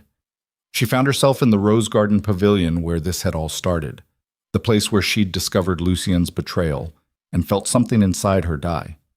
3 months ago. A lifetime ago. Margot found her there, sitting on the bench where Lucian and Seraphine had laughed about her weakness. Your Majesty, you should rest. Tomorrow's going to be... I know. Evelina didn't look up, but I keep thinking about her. About Seraphine. The former lady-in-waiting who'd enabled everything, who'd betrayed friendship for power, was locked in the palace prison awaiting her own trial. What about her? She told me the truth. That night before the ceremony. She said I was born to be a symbol, a pretty face on the Emperor's arm, that fighting back would just make me a joke. Margot sat down beside her. She was wrong. Was she? Evelina finally looked at the girl. I started a civil war. Thousands of people died. The empire's fractured, traumatized, barely holding together. And for what? So I could prove I wasn't weak? So I could trade one form of power for another? No. Margot's voice was fierce. So you could stop watching evil happen and telling yourself there was nothing you could do about it. You fought back because someone had to. Because the alternative was spending the rest of your life being small and quiet while people like Lucien destroyed everything worth protecting. Evelina felt tears prick her eyes again. I miss who I was before all this. The weak empress? The innocent one. The one who still believed people were basically good. Who thought love and honor mattered more than strategy. Margot was quiet for a moment. Then, you can't go back to being her, Your Majesty. That woman died in this garden. But maybe that's not a bad thing. How is that not a bad thing? Because she couldn't have saved anyone. Not herself, not the Empire, not even her own family. Margot met her eyes. You're not innocent anymore. But you're also not broken. You're just someone who learned how to fight back. And if that makes you uncomfortable, maybe that's proof you haven't lost yourself completely. Evelina wanted to believe that. Wanted to think the woman she'd become wasn't just damage wearing a crown. But sitting in the garden where everything had shattered, she couldn't tell the difference between strength and just being broken in a useful way. The trial starts at dawn, she said finally. Make sure I'm awake and ready. Yes, Your Majesty. And Margot? Thank you. For staying, for believing I could do this even when I didn't. Where else would I go? The girl smiled. You're the first empress I've ever served who actually seemed real. After she left, Evelina sat alone in the rose garden until the sky started lightening toward dawn. Tomorrow, Lucien would face justice. Tomorrow, the Empire would begin the slow process of healing. Tomorrow, she would start figuring out whether the woman who'd torn down a corrupt empire could build something better in its place. But tonight, she was just Evelina Arden, once gentle, once obedient, once desperate to be loved.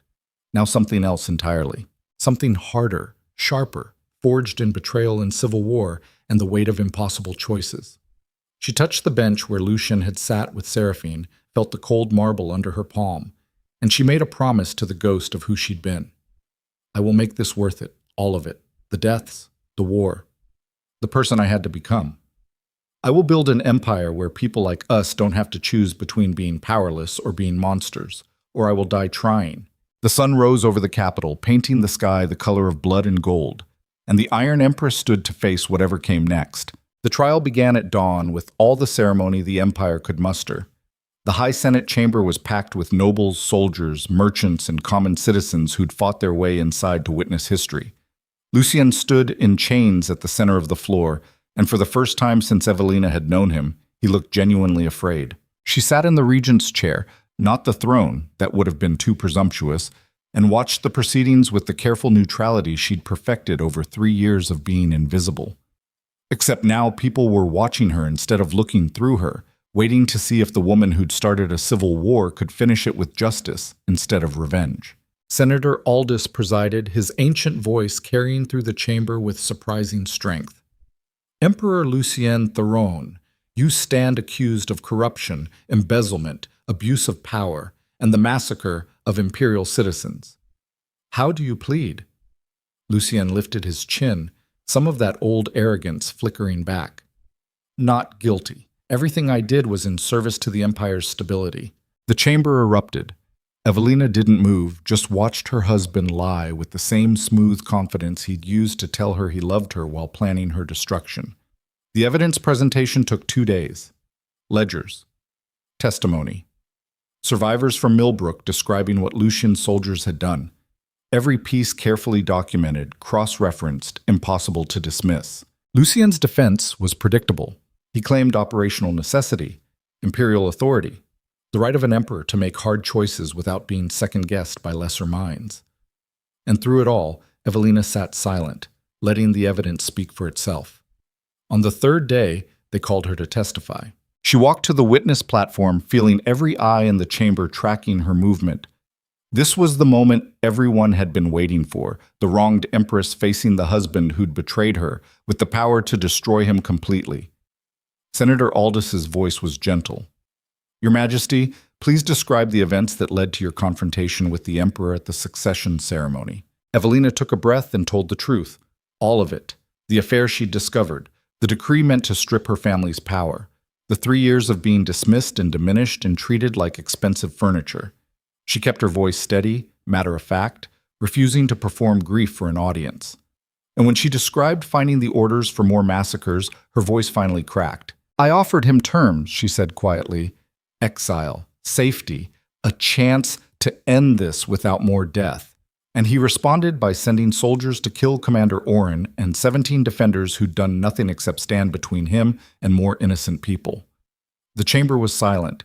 Senator Aldis leaned forward. Your Majesty, in your assessment, is the Emperor fit to rule? Evelina looked at Lucian for the first time since the trial began. He stared back and she saw calculation there, not remorse. He was still trying to find an angle, a way to turn this around. He'd never stopped being the man who thought other people were just pieces on his board. No, she said finally, he's not fit to rule. Not because he made hard choices, ruling requires that, but because he can't tell the difference between hard choices and cruelty, between strength and just hurting people because you can. She turned back to the Senate. An emperor's job is to protect the empire, even when it costs them personally. Lucien's only ever protected himself, and he'll keep doing it until someone stops him. The testimony continued for another day. More witnesses, more evidence, more proof that Lucien had confused ruling with dominating and couldn't understand why the empire had finally fought back. The verdict came on the 4th day. Guilty on all counts. The sentence was exile to the southern colonies, stripped of all titles and holdings, forbidden from ever returning to imperial lands under penalty of death, not execution. Evelina had argued against that, insisting that killing him would just create a martyr and another generation of supporters who'd claim he'd been murdered unjustly. Better to let him live in obscurity, powerless and forgotten, watching the empire thrive without him. Lucian was dragged from the chamber, screaming about betrayal and injustice, and Evelina sat perfectly still until the doors closed behind him. Then she stood and walked out through a different exit, ignoring the crowd trying to get her attention, heading straight for her private chambers. She made it inside, locked the door, and finally let herself collapse. Not crying, not celebrating, just sitting on the floor with her back against the wall, feeling the weight of 3 months crash down on her like a building finally giving up the fight against gravity. It was over. The war. The trial. The immediate crisis. And she had absolutely no idea what came next. The knock came an hour later. Evelina had managed to pull herself off the floor and was sitting at her desk, staring at a blank piece of parchment that was supposed to become her first official decree as regent. Come in. Captain Aldrich entered, and his face was wrong. Not the exhausted satisfaction she'd expected after finally seeing justice done. Something else. Something that made her stomach tighten. Your Majesty, we have a problem. Of course we do. She set down her pen. What now? Commander Oren is dead. The words hit like a physical blow. Evelina felt the air leave her lungs. What? Someone poisoned him. Last night, in his own camp. He's gone, along with 3 of his senior officers. Who? We don't know yet. But Your Majesty, there's more. Aldrich stepped closer, and she saw genuine fear in his eyes. The Eastern garrison is in chaos. Half the officers are claiming someone's planning a coup. The other half think it's Lucien's remaining supporters trying to destabilize your regency before you can consolidate power. Evelina's mind raced through scenarios, trying to find the pattern. Oren was loyal, one of her most trusted commanders. If someone wanted to cripple her military support, then, Captain, who takes command of the Eastern garrison with Oren dead? His second, Lieutenant Colonel Thane. And where does Thane's loyalty lie? Aldrich's jaw tightened. Unknown. He served under Commander Thorne before the split. Could be loyal to you.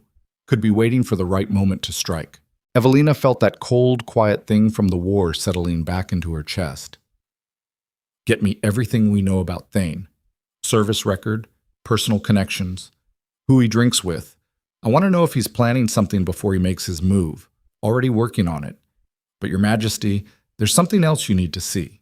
He pulled out a folded piece of parchment sealed with wax she didn't recognize. This was found in Commander Oren's quarters. It's addressed to you." Evelina broke the seal and read.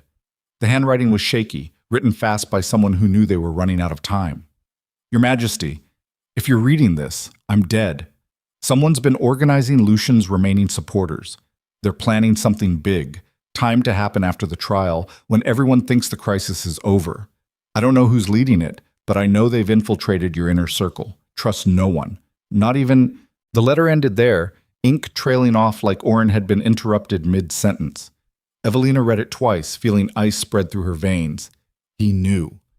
He knew someone was coming for him, and he tried to warn me. The question is who? Aldrich's hand was on his sword hilt. Who in your inner circle would have access to poison Oren and organize a conspiracy without us noticing? Evelina thought through every person she'd trusted since the succession ceremony. Every noble who'd stood with her. Every officer who'd pledged loyalty. Every merchant who'd funded the war. Any of them could be lying. Could be waiting. Could be planning to take everything she'd fought for the moment she relaxed. She'd won the war, survived the trial, removed Lucian from power, and she was still surrounded by enemies she couldn't see. "This is what power actually looks like," she said quietly.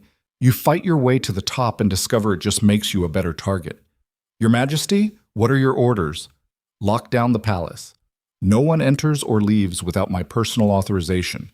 Double the guard on my chambers and the war room, and get me Senator Aldous, Lady Petra, and Lord Marcus. If there's a conspiracy, I need people I can trust to help me root it out, assuming they're trustworthy." Evelina met his eyes. "Assuming anything right now is how I end up dead, like Oren." The emergency council met at midnight in a room Evelina had never used before, chosen specifically because fewer people knew it existed. Senator Aldous arrived first, ancient and irritated at being woken. Lady Petra came next, sharp-eyed and already analyzing. Lord Marcus was last, young and nervous, but trying to hide it. Evelina didn't waste time with pleasantries. "Commander Oren is dead, poisoned by someone organizing Lucien's remaining supporters. We have reason to believe the conspiracy includes people in my inner circle." The room went deadly silent. Senator Aldous recovered first. "Do you have proof?" "Names. A letter. A warning. And the fact that someone got close enough to poison one of my best commanders in his own camp." Evelina looked at each of them. "So I'm going to ask once, and I need honest answers. Is anyone in this room involved?" "Your Majesty, that's—" Lord Marcus started. "Answer the question." Marcus swallowed hard. "No, I swear it." Lady Petra's voice was cold. "If I wanted you dead, you'd already be dead. I'm not involved." Senator Aldous smiled thin and bitter. "I'm too old to start another conspiracy. I barely survived the last one." "No." Evelina studied them, looking for tells, for hesitation, for anything that said they were lying. But either they were innocent or they were better liars than she'd given them credit for. "Then help me figure out who is. Because someone's been playing both sides, and they've been doing it well enough that we missed it completely." Lady Petra leaned forward. Who knew about Oren's movements? Who had access to his food supply? Too many people. The entire Eastern garrison, supply officers, kitchen staff. What about the poison itself? Aldous' political mind was already working. Some toxins are rare. If we can identify what killed him, we might be able to trace who had access to it. Evelina nodded. "Captain Aldrich is already working on that. But even if we find the poison, it doesn't tell us who's leading this." Lord Marcus spoke up quietly. "Your Majesty, permission to ask an uncomfortable question?" "Go ahead. What if it's not just one person? What if multiple factions are planning separate moves and we're seeing the start of something bigger?" The room went still. Evelina felt her stomach drop. "You think this is the beginning of a civil war inside my own government? I think we just spent 3 months proving that overthrowing an emperor is possible." Marcus looked sick saying it, and now everyone with ambition is wondering if they could do the same to you. The cold thing in Evelina's chest crystallized into something like understanding. She'd broken the empire's power structure, proven that legitimacy didn't matter if you had enough force and evidence, and now every ambitious noble, every frustrated general, every person who thought they could do better was looking at her throne and doing the math. She'd won the war by destroying the idea that emperors were untouchable, and now she was the emperor. "This is the price," she said quietly. "I saved the empire by teaching it how to kill its rulers. And now I have to live with what that means. Senator Aldis's voice was surprisingly gentle. Every revolution devours its children, Your Majesty. The question is whether you're strong enough to survive being eaten. Keats. The second attack came 3 days later. Evelina was in the war room with Captain Aldrich, reviewing security protocols, when an explosion rocked the western wing of the palace. The blast was close enough that she felt it in her chest, heard screaming immediately after. Aldrich had his sword drawn before the dust settled. Stay here. Like hell. Evelina grabbed the dagger she'd started carrying everywhere and followed him into the corridor. The western wing was chaos. Smoke, fire, guards running toward the blast site while servants fled the other direction. Through the confusion, Evelina saw bodies on the ground and felt her blood go cold. How many? Aldrich was already counting. 4 dead, maybe more under the rubble. Who was in that wing? The captain's face went white. Lady Petra's chambers, and Senator Aldis's guest quarters. Evelina started running before she'd made a conscious decision to move. The smoke was thick, burning her lungs, but she pushed through until she reached what had been a corridor and was now just rubble and flames. Guards were digging through the debris. She joined them, ignoring Aldrich's protests, hauling stone and broken wood until her hands bled. They found Lady Petra first. Alive. Buried under a collapsed beam but breathing. She was unconscious, face covered in blood, but alive. Senator Aldis wasn't as lucky. They pulled him out 20 minutes later. The old politician who'd helped her win the Senate vote, who'd been corrupt and pragmatic and occasionally honest about it, was dead, crushed when the ceiling came down. Evelina stared at his body and felt something inside her go very quiet and very dangerous. This wasn't random. This was targeted. Someone had known exactly where her key supporters would be and had hit them when they were vulnerable. Captain, lock down the entire palace. No one moves without escort. No one eats or drinks anything that hasn't been tested. And find out who had access to that wing. Your Majesty, we need to get you somewhere safe. I am somewhere safe. I'm surrounded by guards and witnesses. Evelina turned to face him, and she let him see the rage underneath her careful control. What I need is to find who did this before they kill anyone else I care about. The investigation moved fast. Too fast, like someone had left a trail on purpose. They found evidence of conspiracy everywhere. Letters, plans, proof that multiple factions had been organizing since before Lucian's trial, waiting for the moment to strike. But the evidence pointed in too many directions. Lucian's supporters, ambitious nobles, even hints of foreign involvement from border kingdoms hoping to exploit the empire's instability. It was too perfect, too complete, like someone wanted her chasing shadows while they prepared the real attack. Evelina stood in the war room 3 nights after the explosion, staring at maps and reports and feeling the shape of the trap close around her. They're not trying to kill me, she said out loud. Captain Aldrich looked up from organizing guard rotations. Your Majesty, they're trying to make me paranoid, to make me suspect everyone, isolate myself, destroy my own support base through fear. She traced patterns on the map. Oren's death looked like a conspiracy. The explosion looked like an assassination attempt. But what if it's all theater? What if someone's trying to make me do their work for them? Then who benefits? Whoever's patient enough to wait until I've alienated everyone who might protect me. Evelina felt the pieces clicking together. Until I'm alone and desperate and willing to accept help from anyone who offers it. A knock at the door. A guard entered, saluted.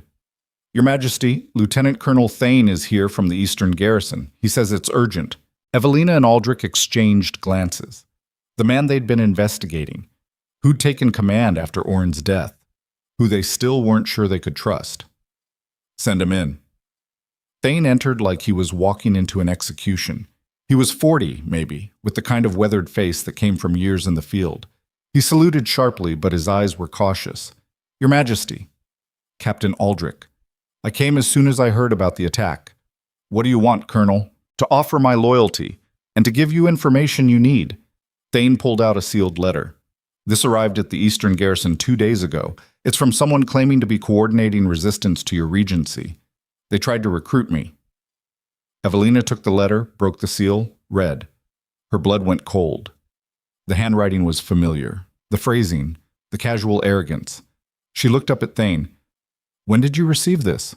2 days ago. I've been trying to verify if it's legitimate or if someone's trying to set me up. Did you respond? No, I wanted to bring it to you first. Thane met her eyes. Your Majesty, I served under Commander Thorne. I know what you think that means. But I also watched him abuse his power for years and couldn't do anything about it because I was just following orders. When you exposed him, when you proved that following evil orders makes you complicit, it changed something. He gestured to the letter. Whoever wrote this thinks I'm still loyal to the old regime. They're wrong. And I thought you should know someone's actively recruiting from the military command. Evelina read the letter again, this time looking for clues instead of just content, and she saw it. The signature was deliberately vague. The seal was generic. But one phrase stood out, something only a handful of people would know to use. The Duke's legacy must be protected. Her father's legacy. Something only people close to her family would reference that way. Someone in her inner circle. Someone who knew her well enough to use her father's memory as leverage. She looked at Thane. Thank you, Colonel. You've been more helpful than you know. After he left, Evelina turned to Aldrich. Get me a list of everyone who served under my father. Everyone who might have heard him talk about his legacy. And cross-reference it with everyone who's had access to the palace since the succession ceremony. You think someone's using your father's memory to recruit conspirators? I think someone knows exactly which buttons to push to manipulate people who loved him. She felt sick saying it. And they're using his reputation to build support for removing me. Your Majesty, if someone that close to your father is behind this, then I'm surrounded by enemies who know me better than I know myself. Evelina's voice was flat, which means I need to figure out who it is before they finish whatever they're planning. The answer came from an unexpected source. Margot found Evelina in her chambers late that night, face pale and hands shaking. Your Majesty, I need to tell you something, and you're going to hate me for not saying it sooner. Evelina set down the report she'd been reading. What is it? The night before Commander Oren died, I saw someone in the servants' corridor. Someone who shouldn't have been there. Who? Lord Marcus. Evelina felt her stomach drop. Marcus. The young noble who'd stood with her from the beginning, who'd asked uncomfortable questions and seemed genuinely committed to reform. The one person she'd thought she could trust without reservation. Are you certain? He was coming from the direction of the kitchens, near where the supply wagons for the eastern garrison were being loaded. Margot's voice shook. I didn't think anything of it at the time, but after Oren died, after the explosion, I started wondering, why didn't you tell me immediately? Because I was scared. Margot's eyes filled with tears. Because Lord Marcus has always been kind to me, and I didn't want to believe someone that decent could be involved. And because I was terrified of what it meant if I was right. Evelina felt something inside her crack.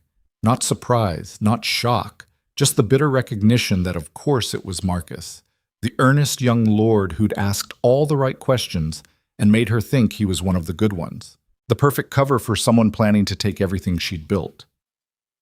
Thank you for telling me. She kept her voice gentle because Margot had done the hardest thing possible and deserved kindness for it. You did the right thing, even if it was late. What are you going to do? What I should have done weeks ago. Stop trying to trust people and start treating everyone like a potential threat. She called for Captain Aldrich and gave orders she hated herself for giving. Arrest Lord Marcus. Quietly. No public accusations until we have proof, but I want him contained and questioned. Aldrich nodded and left, and Evelina sat in her chambers feeling the last piece of her faith in humanity crumble into dust. She'd fought a war to prove that honor and justice could win against corruption and cruelty, and she'd learned that survival meant suspecting everyone, trusting no one, and becoming exactly the kind of paranoid ruler she'd sworn she'd never be. But they brought Marcus to a private room in the palace dungeons, not the public cells where Lucien's conspirators were being held. Somewhere quiet, where no one would hear if things got ugly. Evelina entered to find him chained to a chair, looking confused and terrified. She hardened her heart against the sight and sat across from him. Your Majesty, what's happening? I don't understand. You were seen near the supply wagons the night before Commander Oren was poisoned. Explain. Marcus's face went white.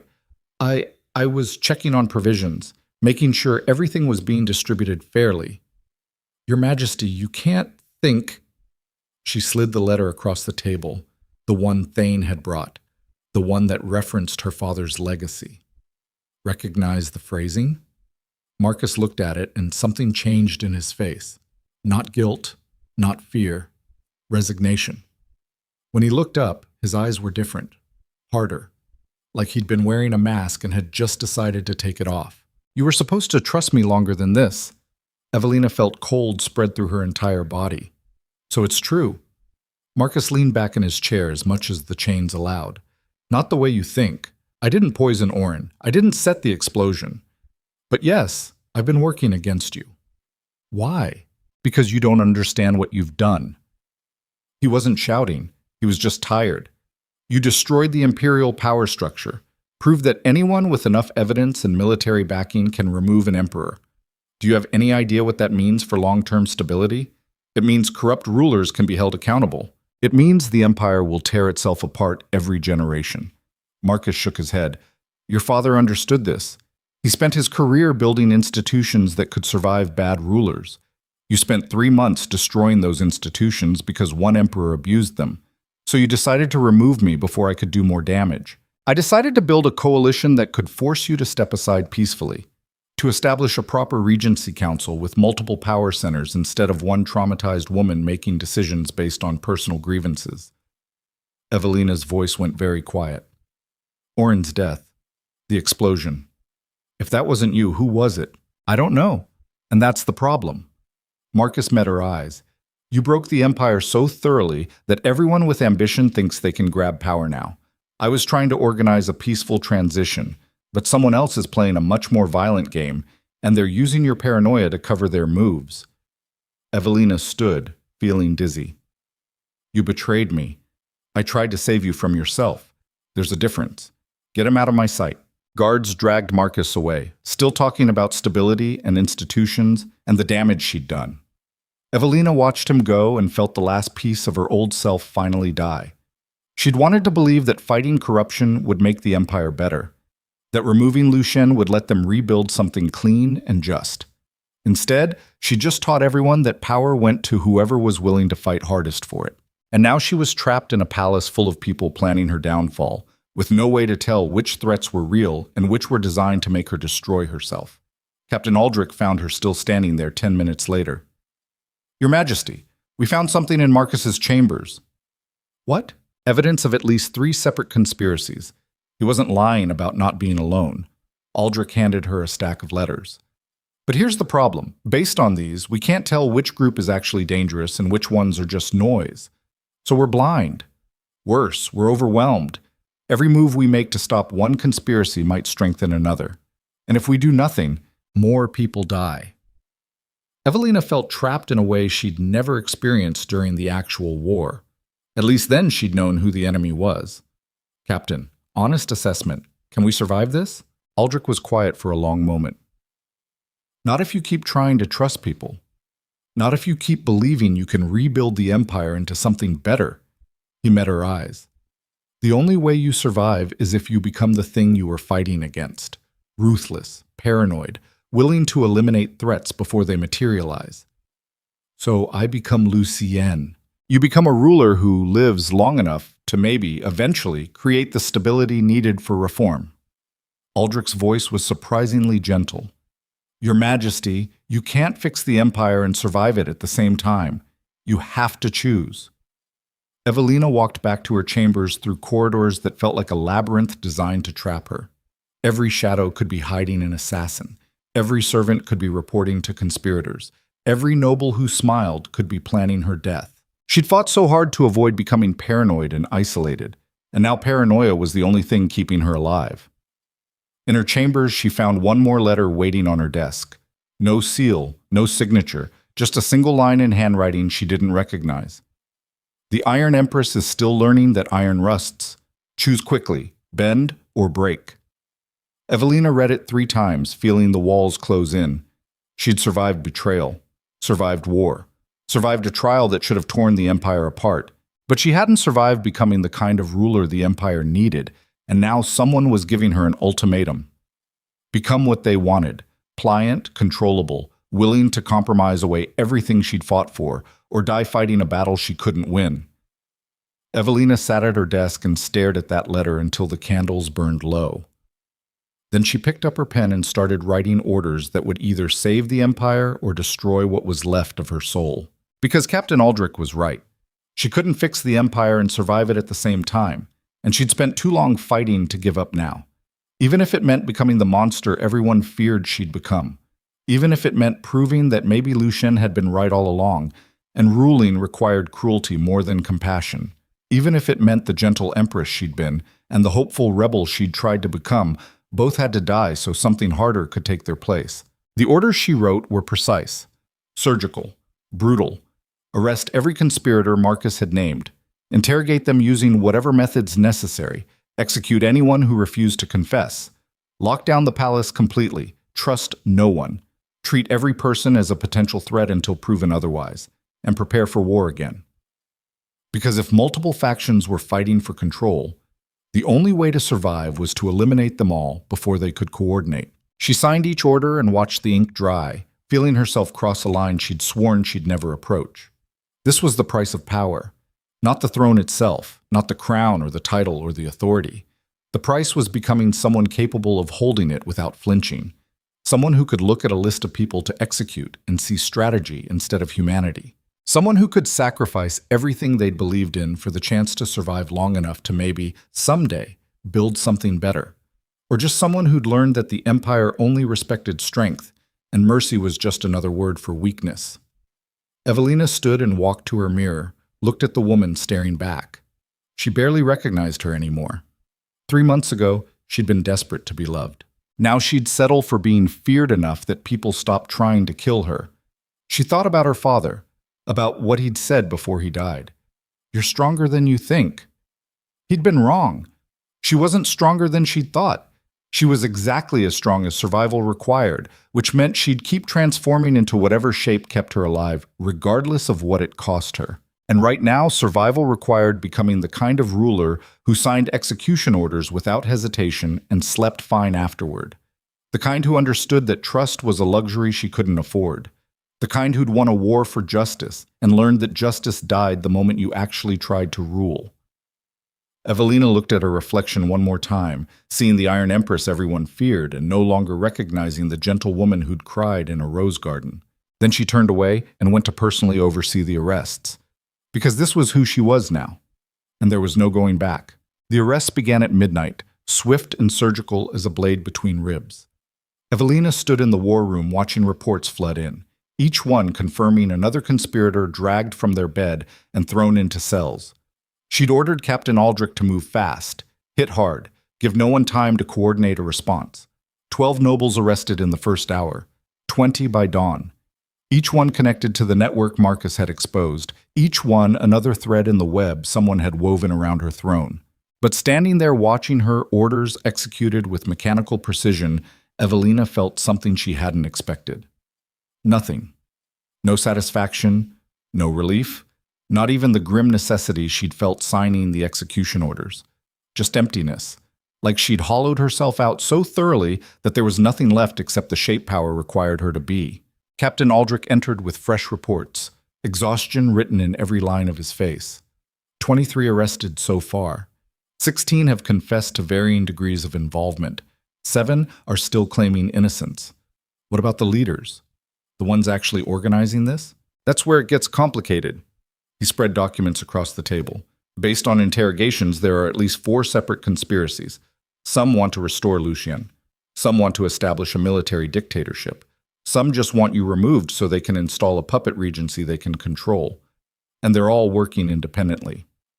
So Marcus was telling the truth. I broke the Empire so thoroughly that everyone thinks they can grab the pieces. Aldrich met her eyes. Your Majesty, we can arrest conspirators until the dungeons overflow. But unless we address the root problem, that half the Empire thinks you're illegitimate, this won't stop. Then what do you suggest? That you stop trying to be just and start being absolute. His voice was flat. Execute the conspirators publicly. Make it brutal enough that anyone thinking about following them decides it's not worth the risk. Consolidate power so completely that opposition becomes suicide instead of ambition. Evelina felt her stomach turn. You're telling me to become a tyrant. I'm telling you to survive long enough to build something that might eventually not require tyranny. But right now, the Empire needs fear more than it needs justice. The words hung in the air like poison gas, choking and inevitable. Before Evelina could respond, another guard burst in.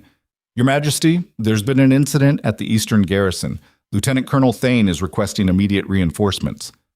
What kind of incident? The guard swallowed hard. Mutiny. Half the garrison just declared for the old Imperial order. They've seized the armory and are threatening to march on the capital unless you abdicate. The room went silent. Evelina felt that hollow emptiness inside her fill with something else. Not fear, not even anger. Just the cold recognition that this was always where it was heading. Violence answering violence until the Empire drowned in blood, or someone established control through sheer force of will. How many soldiers are we talking about? 1,500. Well armed, well positioned. If they march on the capital and other garrisons join them, we'll have another civil war. Evelina cut him off. One I might not win this time. Captain Aldrich's hand went to his sword. Your Majesty, we need to mobilize immediately. If we can intercept them before... Before what? Before more soldiers who are tired of fighting decide they'd rather have stability under anyone except me? She turned to face him. Captain, honest assessment. If I order our forces to attack that garrison, how many of our own soldiers will refuse to fight? The silence was answer enough. Evelina walked to the window overlooking the capital. The sun was rising, painting the sky the color of old blood. Below, the city was waking up, people going about their lives, completely unaware that the Empire was about to tear itself apart again. She'd fought so hard to prevent this, to end the war with justice instead of more bloodshed, to prove that change was possible without destroying everything in the process. And she'd failed, not because she wasn't strong enough, not because she wasn't smart enough, because the Empire itself was broken beyond repair, and all she'd done was expose the cracks instead of healing them. Your Majesty, Aldrich said quietly, what are your orders? Evelina pressed her palm against the cold window glass, feeling the morning chill seep into her bones. Get me a horse, light armor, and a white flag. You're going to negotiate? I'm going to stop this before more people die for a throne that's not worth the blood already spilled for it. Your Majesty, that's suicide. If you go to that garrison alone, then I'll die trying to prevent another massacre. She turned to face him. But I won't order soldiers to kill each other because I'm too proud to admit this experiment failed. This isn't failure. This is me understanding what my father never did. Evelina's voice was steel. Winning a war doesn't mean anything if the victory destroys what you were fighting for. And I've spent 3 months destroying the Empire piece by piece while telling myself it was necessary. So what? You're giving up? I'm choosing which battles matter. And right now, preventing a massacre matters more than protecting my pride. Batum. She rode out 2 hours later with only Captain Aldrich and 5 guards as escort. The city watched her pass in silence. Some faces showed support, others showed fear. Most just looked exhausted, like they'd seen too much change too fast and wanted everything to stop long enough for them to catch their breath. Evelina understood the feeling. The ride to the Eastern Garrison took 4 hours. Long enough for her to question every decision that had led here, long enough to wonder if she'd been right to expose Lucian's corruption or if she should have just stayed quiet and survived, long enough to realize that survival without dignity was its own kind of death, and she'd choose the real thing over living as a ghost. They crested a hill and saw the garrison below. Soldiers lined the walls, weapons ready, watching her approach with the kind of tension that came right before violence broke loose. Evelina dismounted 100 yards from the gates and walked forward alone, holding the white flag. Behind the walls, she heard shouting, orders, confusion. Then the gates opened and Lieutenant Colonel Thane walked out, flanked by armed soldiers. He stopped 20 feet away, and Evelina saw the conflict written all over his face. The man who'd brought her evidence of conspiracy was now leading one himself. Your Majesty. He didn't salute. You shouldn't have come. I know, but I needed to understand why. She lowered the flag. You brought me evidence, Thane. You claimed loyalty. What changed? Nothing changed. That's the problem. Thane's voice was tired. You're still fighting the same war, making the same enemies, bleeding the empire dry while you try to rebuild it into something it was never meant to be. So you decided mutiny was better than waiting to see if reform worked. I decided that watching the empire collapse because one woman can't accept that some things can't be fixed was worse than forcing a change in leadership. He gestured back at the garrison. Half these soldiers served under your father. They loved him. But they also watched him sacrifice thousands of lives to win battles that bought temporary peace at best. And now they're watching you do the same thing with different justifications. I'm trying to stop the bleeding. You're the one holding the knife. Thane stepped closer. Your Majesty, I respect what you tried to do. Exposing Lucien was right. Fighting corruption was necessary. But you can't rebuild an empire while you're tearing down every institution that holds it together. At some point, you have to choose between being right and being stable. And you think removing me brings stability? I think it stops the current spiral before we're all dead. Thane's eyes were hard. Abdicate peacefully. Let us establish a proper regency council with multiple power centers. You can even be part of it, but you can't be the sole authority anymore. The empire won't survive it. Evelina felt something break inside her chest. Not surprise, not even betrayal. Just the bitter understanding that he might be right. She'd started this fight believing justice mattered more than stability. That holding people accountable was worth the chaos it caused. That the empire could survive being torn down and rebuilt into something better. But standing here facing 1,500 soldiers ready to kill for the idea that she was the problem, she had to wonder if all she'd really done was prove that change was more dangerous than corruption. And if I refuse, then we march on the capital. We remove you by force, and a lot more people die. Thane's voice was surprisingly gentle. Your Majesty, I don't want that. None of us do. But we will if we have to, because watching the empire burn while you cling to power is worse than the violence it takes to stop you. Evelina stood in the dusty road between the garrison and her escort, feeling the weight of the entire empire pressing down on her shoulders. She could fight, could refuse, could ride back to the capital and prepare for another war that would make the first one look like a border skirmish. Or she could accept that maybe the cost of being right was too high for the empire to pay. Behind her, Captain Aldrich's hand was on his sword, waiting for her signal, ready to die defending a throne she wasn't sure she deserved anymore. How long do I have to decide? Until sunset. Thane gestured to the garrison.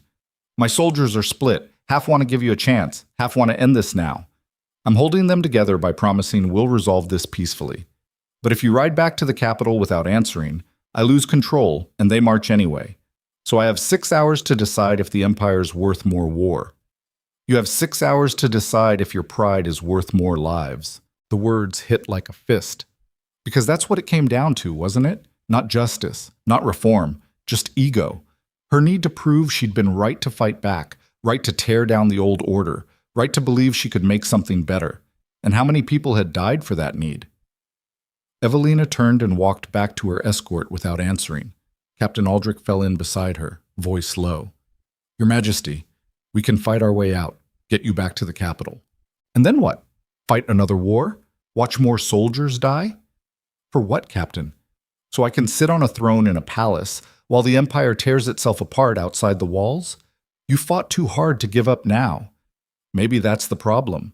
Maybe I should have given up 3 months ago and let Lucien's corruption burn itself out naturally. She mounted her horse. Maybe trying to force change was always going to cost more than letting things rot. You don't believe that. Evelina met his eyes, and she let him see the exhaustion and doubt and bone-deep weariness she'd been hiding since the succession ceremony. I don't know what I believe anymore, Captain. I just know I'm tired of people dying because I convinced myself I was saving them. They rode in silence back toward the capital, and with every mile, Evelina felt the walls closing in. 6 hours to decide. Abdicate and maybe the empire survived with someone else at the helm. Fight. And definitely more people died, with no guarantee she'd win this time. The choice should have been obvious, should have been easy, but all Evelina could think about was her father's voice before he died. You're stronger than you think. He'd been wrong about that. She wasn't strong. She was just stubborn. And there was a difference between strength and refusing to admit defeat until you destroyed everything around you. They made it back to the capital with 3 hours of daylight left. The palace was chaos. Word of the mutiny had spread, and nobles were fleeing, servants were packing, Soldiers were choosing sides, everyone preparing for whatever came next. Evelina walked through it all like a ghost, barely registering the panic. In her chambers, she found Lady Petra waiting. The woman had survived the explosion with burns and a concussion, but had refused to stay in the medical wing. She looked like death warmed over, but her eyes were sharp as ever. "So," Petra said without preamble, "are you abdicating or are we going to war?" "I don't know yet. That's not good enough. The nobility needs an answer. The military needs orders. The empire needs me to stop pretending I know what I'm doing." Evelina collapsed into a chair. "Petra, I started this fight because Lucian was corrupt and cruel and hurting people. And I've spent 3 months being corrupt in different ways and cruel for different reasons and hurting different people. What's the difference? Intent. You were trying to build something better. Was I? Or was I just destroying what existed because I was angry and humiliated and wanted revenge for being treated like I didn't matter? Both can be true. Then what's the point?" Evelina looked at her. "If good intentions excuse bad actions, how am I different from Lucian? He thought he was protecting the empire too, making hard choices, sacrificing what was necessary. The difference is you're asking the question." Petra sat down across from her. Lucien never questioned whether he was right, never doubted, never wondered if the cost was too high. You've been torturing yourself with those questions since day one. And that makes me better. It makes you human, which might not be what the empire needs right now, but it's what separates rulers who serve their people from tyrants who just happen to sit on thrones. Evelina wanted to believe that, wanted to think the doubt and guilt and exhaustion meant she was still fighting for something real instead of just clinging to power. But sitting in her chambers while the empire prepared for another round of bloodshed, all she felt was tired. "Petra, if I abdicate, will the empire survive?" "I don't know. Maybe. Probably not in a form you'd recognize. And if I fight, definitely more death. Maybe victory? Maybe just prolonged collapse." The older woman's voice was brutally honest. "There's no good choice here, Your Majesty. Just bad options and worse ones. Then help me figure out which is which."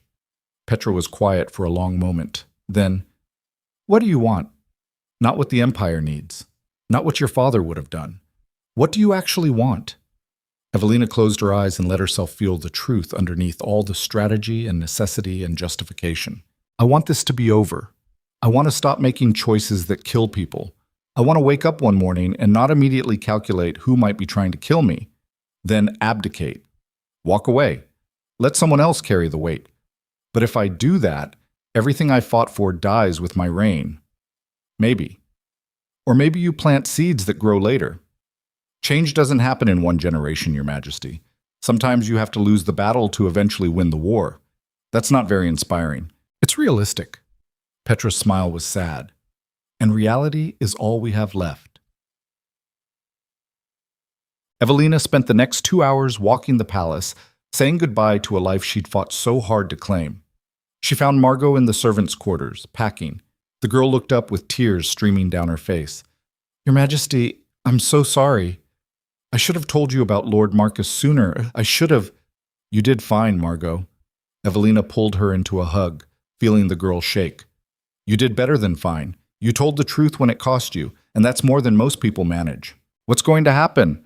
I don't know yet, but whatever it is, you'll be taken care of. I promise." She found Captain Aldrich in the armory preparing weapons like he was getting ready for a siege. "We're not fighting," she said quietly. He looked up, face grim. "Your Majesty." "We're not fighting, Captain.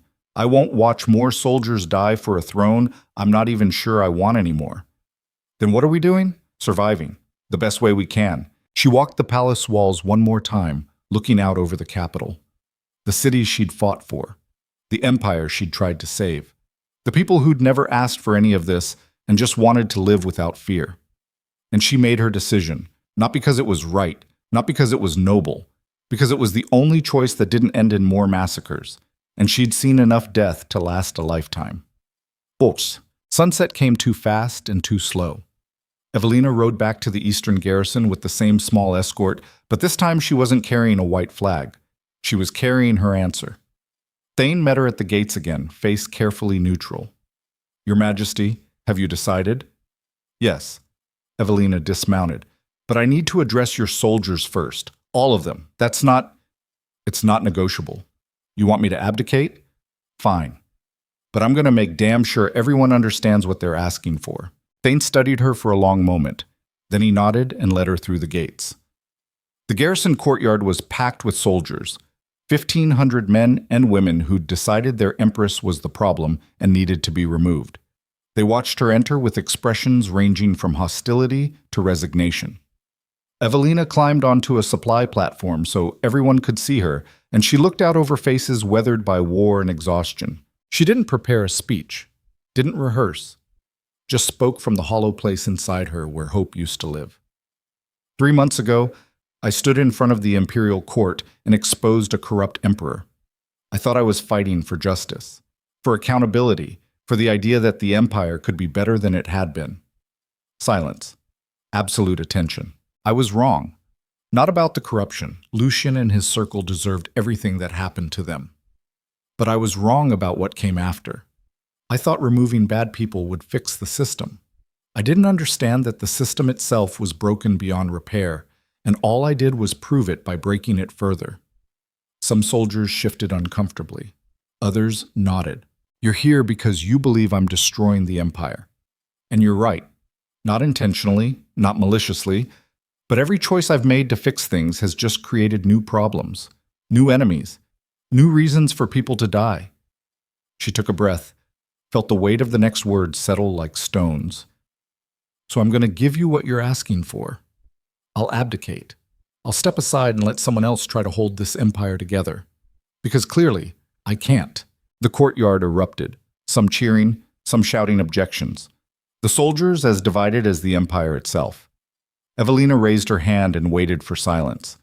But before I do, I want you to understand what you're getting. You think removing me brings stability? Maybe. Or maybe it just proves that anyone who tries to change things gets destroyed and the empire stays corrupt forever, because that's safer than risking reform. Her voice got harder. You think the next ruler will be better? They'll make the same impossible choices, face the same conspiracies, deal with the same reality that governing requires cruelty and compromise and becoming someone you hate. The only difference is whether they admit it or hide behind honor while people die. She locked eyes with Thane. I fought a war because I believed things could be better, and I lost. Not on the battlefield, in the aftermath, when I realized that winning didn't fix anything. So go ahead, remove me, install your regency council, establish your stable government. Then she smiled, and it was the saddest thing anyone there had ever seen. And in 5 years, when you're fighting the same battles, and making the same compromises, and wondering why nothing ever really changes, remember that you had someone willing to break the cycle. And you chose safety over possibility. The silence that followed was absolute. Evelina climbed down from the platform and walked toward Thane. I'll draft formal abdication papers tonight. You'll have them by morning. Satisfied? Thane's face was complicated. Your Majesty, don't. She cut him off. You wanted this. You got it. Just own the consequences and don't pretend it's noble. She turned to leave, and a voice from the back of the crowd stopped her. Wait. A soldier pushed forward, young, maybe 20, with a scar running down his neck. Private Hayes, Your Majesty. I served at Millbrook, after the massacre. Evelina felt her stomach clench. I'm sorry for what happened there. That's not why I'm speaking. Hayes stepped closer. I was there when relief supplies arrived, when you sent medical personnel and food and shelter. My sister survived because of those supplies. The courtyard had gone silent again. You could have used Millbrook as propaganda, could have paraded survivors around to prove Lucian was evil. But you didn't. You just helped people and moved on. Hayes looked around at his fellow soldiers. And I'm standing here wondering why we're removing the only ruler I've ever seen who actually cared whether civilians lived or died. Another voice. Then another. Soldiers speaking up about villages protected. About fair wages finally paid, about corruption exposed and punished. Not everyone, not even close to a majority, but enough that the certainty in the courtyard started cracking. Lieutenant Colonel Thane watched it happen with something like despair on his face, because this was what he'd been trying to prevent. The empire fracturing into smaller and smaller pieces, No one agreeing on anything. Stability, impossible. Evelina watched it too, and she felt something shift inside her. Not hope.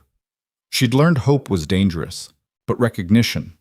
That maybe the empire couldn't be fixed, but maybe some people still believed it was worth trying, and maybe that was enough to justify one more round. She turned back to Thane. You wanted my answer. Here it is. I'm not abdicating. Not because I think I'm the right person to rule, not because I'm certain I can fix this, but because if I walk away, I prove that fighting for change is pointless, that the system always wins. What are you saying? I'm saying that if you want me gone, you're going to have to remove me by force. And if you do, every soldier here who spoke up will know they died for stability instead of possibility. She stepped closer. So choose carefully, Colonel, because this moment defines what the Empire becomes. A place that punishes anyone who tries to make it better? Or a place that's at least willing to try? The courtyard was chaos again. Soldiers arguing, officers trying to restore order, the whole garrison fracturing along fault lines Evelina had just exposed. And Thane stood in the middle of it, watching his carefully planned mutiny collapse into the same divisions he'd been trying to prevent. He looked at Evelina with something that might have been respect or might have been fury. You just made everything worse. Maybe. Or maybe I reminded people that worse isn't the same as hopeless. If I let you leave here, half my garrison deserts. If I arrest you, the other half mutinies. You've trapped me. No, Colonel. I've shown you the same impossible choice the Empire's been offering me for 3 months. And now you get to decide if you're brave enough to pick the hard option instead of the safe one. She mounted her horse and looked down at him one more time. You have until dawn. Either march on the capital and force a war, or stand down and let me keep trying. Your choice. Then she rode out through the gates with Captain Aldrich and her escorts, leaving behind a garrison in complete chaos. The ride back to the capital was silent. Aldrich kept looking at her like she'd lost her mind. Maybe she had. But halfway back, she felt something she hadn't felt in weeks. Not peace, not certainty, just the bone-deep knowledge that she'd stopped running from who she'd become and started owning it. She wasn't the gentle empress anymore. Wasn't the hopeful rebel. Wasn't even the Iron Empress everyone feared. She was just someone who'd decided that failure while fighting was better than safety through surrender. And if that meant another war, more death, more impossible choices, then she'd face them the same way she'd faced everything else since the Rose Garden. One brutal decision at a time, until either the Empire changed or it finally killed her for trying. They reached the capital an hour before midnight. The city was holding its breath, waiting to see what happened next. Whether dawn brought peace or war. Evelina walked into the palace and gave orders that felt like jumping off a cliff. Mobilize every loyal soldier, fortify the capital, prepare for siege. If Thane marches, we meet him with everything we have. Captain Aldrich executed the orders without question, but his face said he thought she was insane. Maybe she was. But she was done making decisions based on fear. In her chambers, she found one last letter waiting. No signature, just a single line that made her blood run cold. The Eastern garrison was never the real threat. Look closer to home. Evelina read it 3 times, feeling ice spread through her veins. Then she heard screaming from somewhere deep in the palace. She ran toward the sound with guards following, her hand on the dagger she carried everywhere now. The screaming was coming from the dungeons, from the cells where they'd been holding the conspirators arrested earlier. She reached the entrance and found guards lying dead. Throats cut, professional, fast, and the cell doors standing open, empty. Every single conspirator she'd arrested, gone. Captain Aldrich arrived seconds later, took one look, and his face went white. This isn't possible. We had 3 guard shifts, sealed exits. How did someone let them out?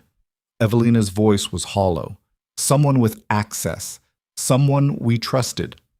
She turned and saw Lady Petra standing at the end of the corridor, face expression less. And in that moment, everything clicked into place with horrible clarity. Petra, who'd survived an explosion that killed Senator Aldous. Petra, who'd been in position to monitor everything Evelina did. Petra, who'd been pushing her toward more extreme measures, more paranoia, more isolation. Petra, who'd been playing both sides from the beginning. The older woman smiled, sad and resigned. I tried to warn you, Your Majesty. The iron rusts. You should have bent.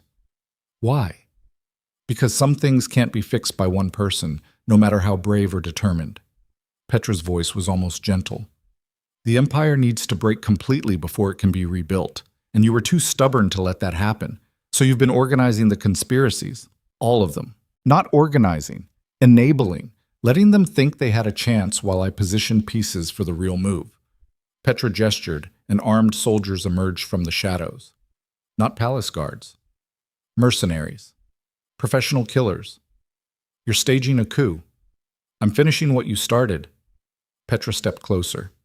You broke the imperial structure, proved that power goes to whoever's willing to fight for it. Now I'm taking that lesson to its logical conclusion. Evelina felt Captain Aldrich tense beside her, but they were outnumbered 3-1. Any fight ended with them dead. You helped me win the war. I helped you destroy Lucien because he was incompetent and cruel.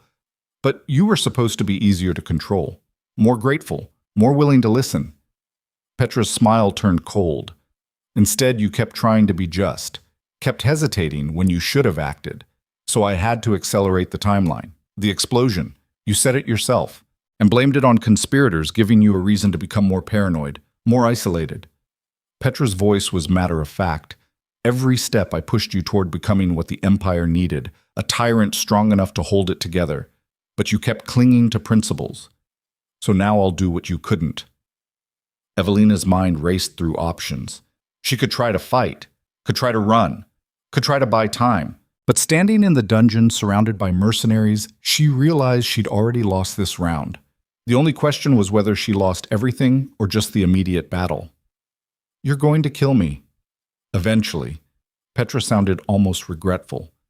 But first, you're going to watch Lieutenant Colonel Thane march on the capital.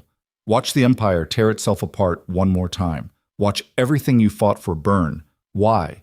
Because witnessing failure is worse than dying. And I want you to understand completely and absolutely that trying to fix broken systems just makes them more broken. That your father was right. Sometimes you have to destroy everything to build something new. My father would have never. Your father destroyed a valley and called it strategy. Petra's eyes were hard. He understood that leading means making choices that haunt you. That sometimes the only way forward is through blood and ash. You were supposed to learn that. Instead, you kept trying to find a better way. There is a better way. No, Your Majesty. There's just the way that works and the way that gets you killed. Petra gestured, and mercenaries moved forward. And you're about to learn the difference. Evelina felt hands grab her arms, felt her weapons stripped away. Captain Aldrich fought back and took a blade to the ribs, dropping hard. And Evelina, watching her last loyal defender fall, felt something inside her finally break. Not her spirit, not her determination. The last piece of restraint that had kept her from becoming what everyone feared she'd become. She looked at Lady Petra with eyes that held nothing but cold, absolute fury. You wanted me to be ruthless? Wanted me to stop hesitating? Congratulations! You just created the monster you kept pushing me to become. We'll see. Petra turned away. Lock her in the Eastern Tower. No visitors, no contact. She gets to watch the Empire burn from a window. As they dragged her away, Evelina's last sight was Captain Aldrich lying in spreading blood, and Lady Petra walking calmly back toward the palace like she'd just completed a routine task. The Eastern Tower was cold and isolated, designed for exactly this, keeping prisoners alive but helpless. They threw Evelina inside and locked the door, leaving her alone with her rage and her failure and the sound of war drums starting to echo from the eastern garrison. Thane was marching. The capital was about to come under siege, and she was trapped, watching it all happen, exactly as Petra had planned. This was the price of trying to be better, of believing justice mattered more than power, of refusing to become the tyrant everyone expected. She'd lost. The Empire was going to burn, and there was nothing she could do to stop it. Evelina stood at the tower window as night fell, watching fires spring up in the distance where Thane's forces were approaching. And she felt the last piece of the gentle Empress finally, permanently die. Because if she survived this, and that was a massive if, she was done trying to save an empire that didn't want to be saved. Done trying to be better than the people who'd betrayed her. Done caring about anything except survival and revenge. Lady Petra wanted to see what she'd created by pushing her past every limit? Fine. Let the empire burn, and when it finished burning, whoever was left standing would learn exactly what happened when you cornered someone with nothing left to lose. The war drums grew louder. Dawn was coming. And with it, the end of everything Evelina Arden had fought for, or the beginning of something so much worse that her reign would look merciful in comparison. She pressed her forehead against the cold tower glass and whispered a promise to the approaching army. I will survive this. I will escape. And I will make every single person who betrayed me wish they'd killed me when they had the chance. The fires grew brighter in the distance, and the Iron Empress, locked in her tower, began planning the kind of revenge that would make her previous war look like a children's game. Because she was done playing by rules, done trying to be just, done being anything except the absolute nightmare her enemies had created by refusing to let her be anything else. The siege was beginning, and when it ended, the Empire would learn what true ruthlessness looked like. The tower window became Evelina's entire world for 3 days. She watched Thane's forces surround the capital, watched fires spring up in the outer districts, watched the empire she'd tried to save collapse into siege warfare, exactly as Lady Petra had predicted. And through it all, she felt something strange happening inside the hollow space where hope used to live. Not despair, not rage, not even the cold calculation that had carried her through the war. Something quieter, harder to name. Like watching yourself from a distance and finally understanding that all the fighting, all the sacrifice, all the desperate clinging to principles had been theater. A performance she'd convinced herself mattered while the real world operated on simpler rules. Power went to whoever could hold it. Justice was whatever the winner called their violence. And trying to be better than that just meant you lost to people willing to be worse. The realization should have broken her. Instead, it felt like finally setting down weight she'd been carrying so long she'd forgotten it wasn't part of her body. On the 4th morning, the tower door opened. Evelina turned expecting guards, maybe Lady Petra come to gloat. Instead, she found Margot, gap-toothed and terrified, carrying a tray of food. The girl set it down with shaking hands. Your Majesty, I'm not supposed to be here. They'll kill me if they find out. Then why are you here? Margot pulled something from her sleeve. A key. Because Captain Aldrich used his last breath to make me promise I'd get this to you. He said you'd know what to do with it. Evelina took the key, felt the weight of it, and understood immediately. The old servant passages, the ones her father had built into the palace for emergency evacuations. Routes most people had forgotten existed. Aldrich had given her an escape. Her first instinct was to take it, run, survive to fight another day like she'd always done. Fought as well as she knew how, and survived long enough to become someone who didn't need power to feel whole. The stars came out one by one, ancient and indifferent, and the woman who'd been many things but never simple watched them appear and whispered to the darkness. I was the gentle empress who learned to fight, the Iron Empress who learned to let go. And now I'm just Evie, who learned that surviving means accepting you'll never be one thing completely, just pieces of everything you've been, trying to live with what that means. She stood and walked inside, leaving the empire and its thrones and its endless hunger for power behind her like shed skin. Because the strongest thing an empress could do wasn't rule. It was knowing when to walk away. And the bravest thing a woman could do wasn't survive power's corruption. It was survive power itself and learn to be human again on the other side. The ocean whispered against the shore, eternal and uncaring. And Evelina Arden slept without nightmares for the first time in years. Not because she'd won, because she'd finally, completely, let herself lose everything that didn't matter, and discovered that what remained was enough.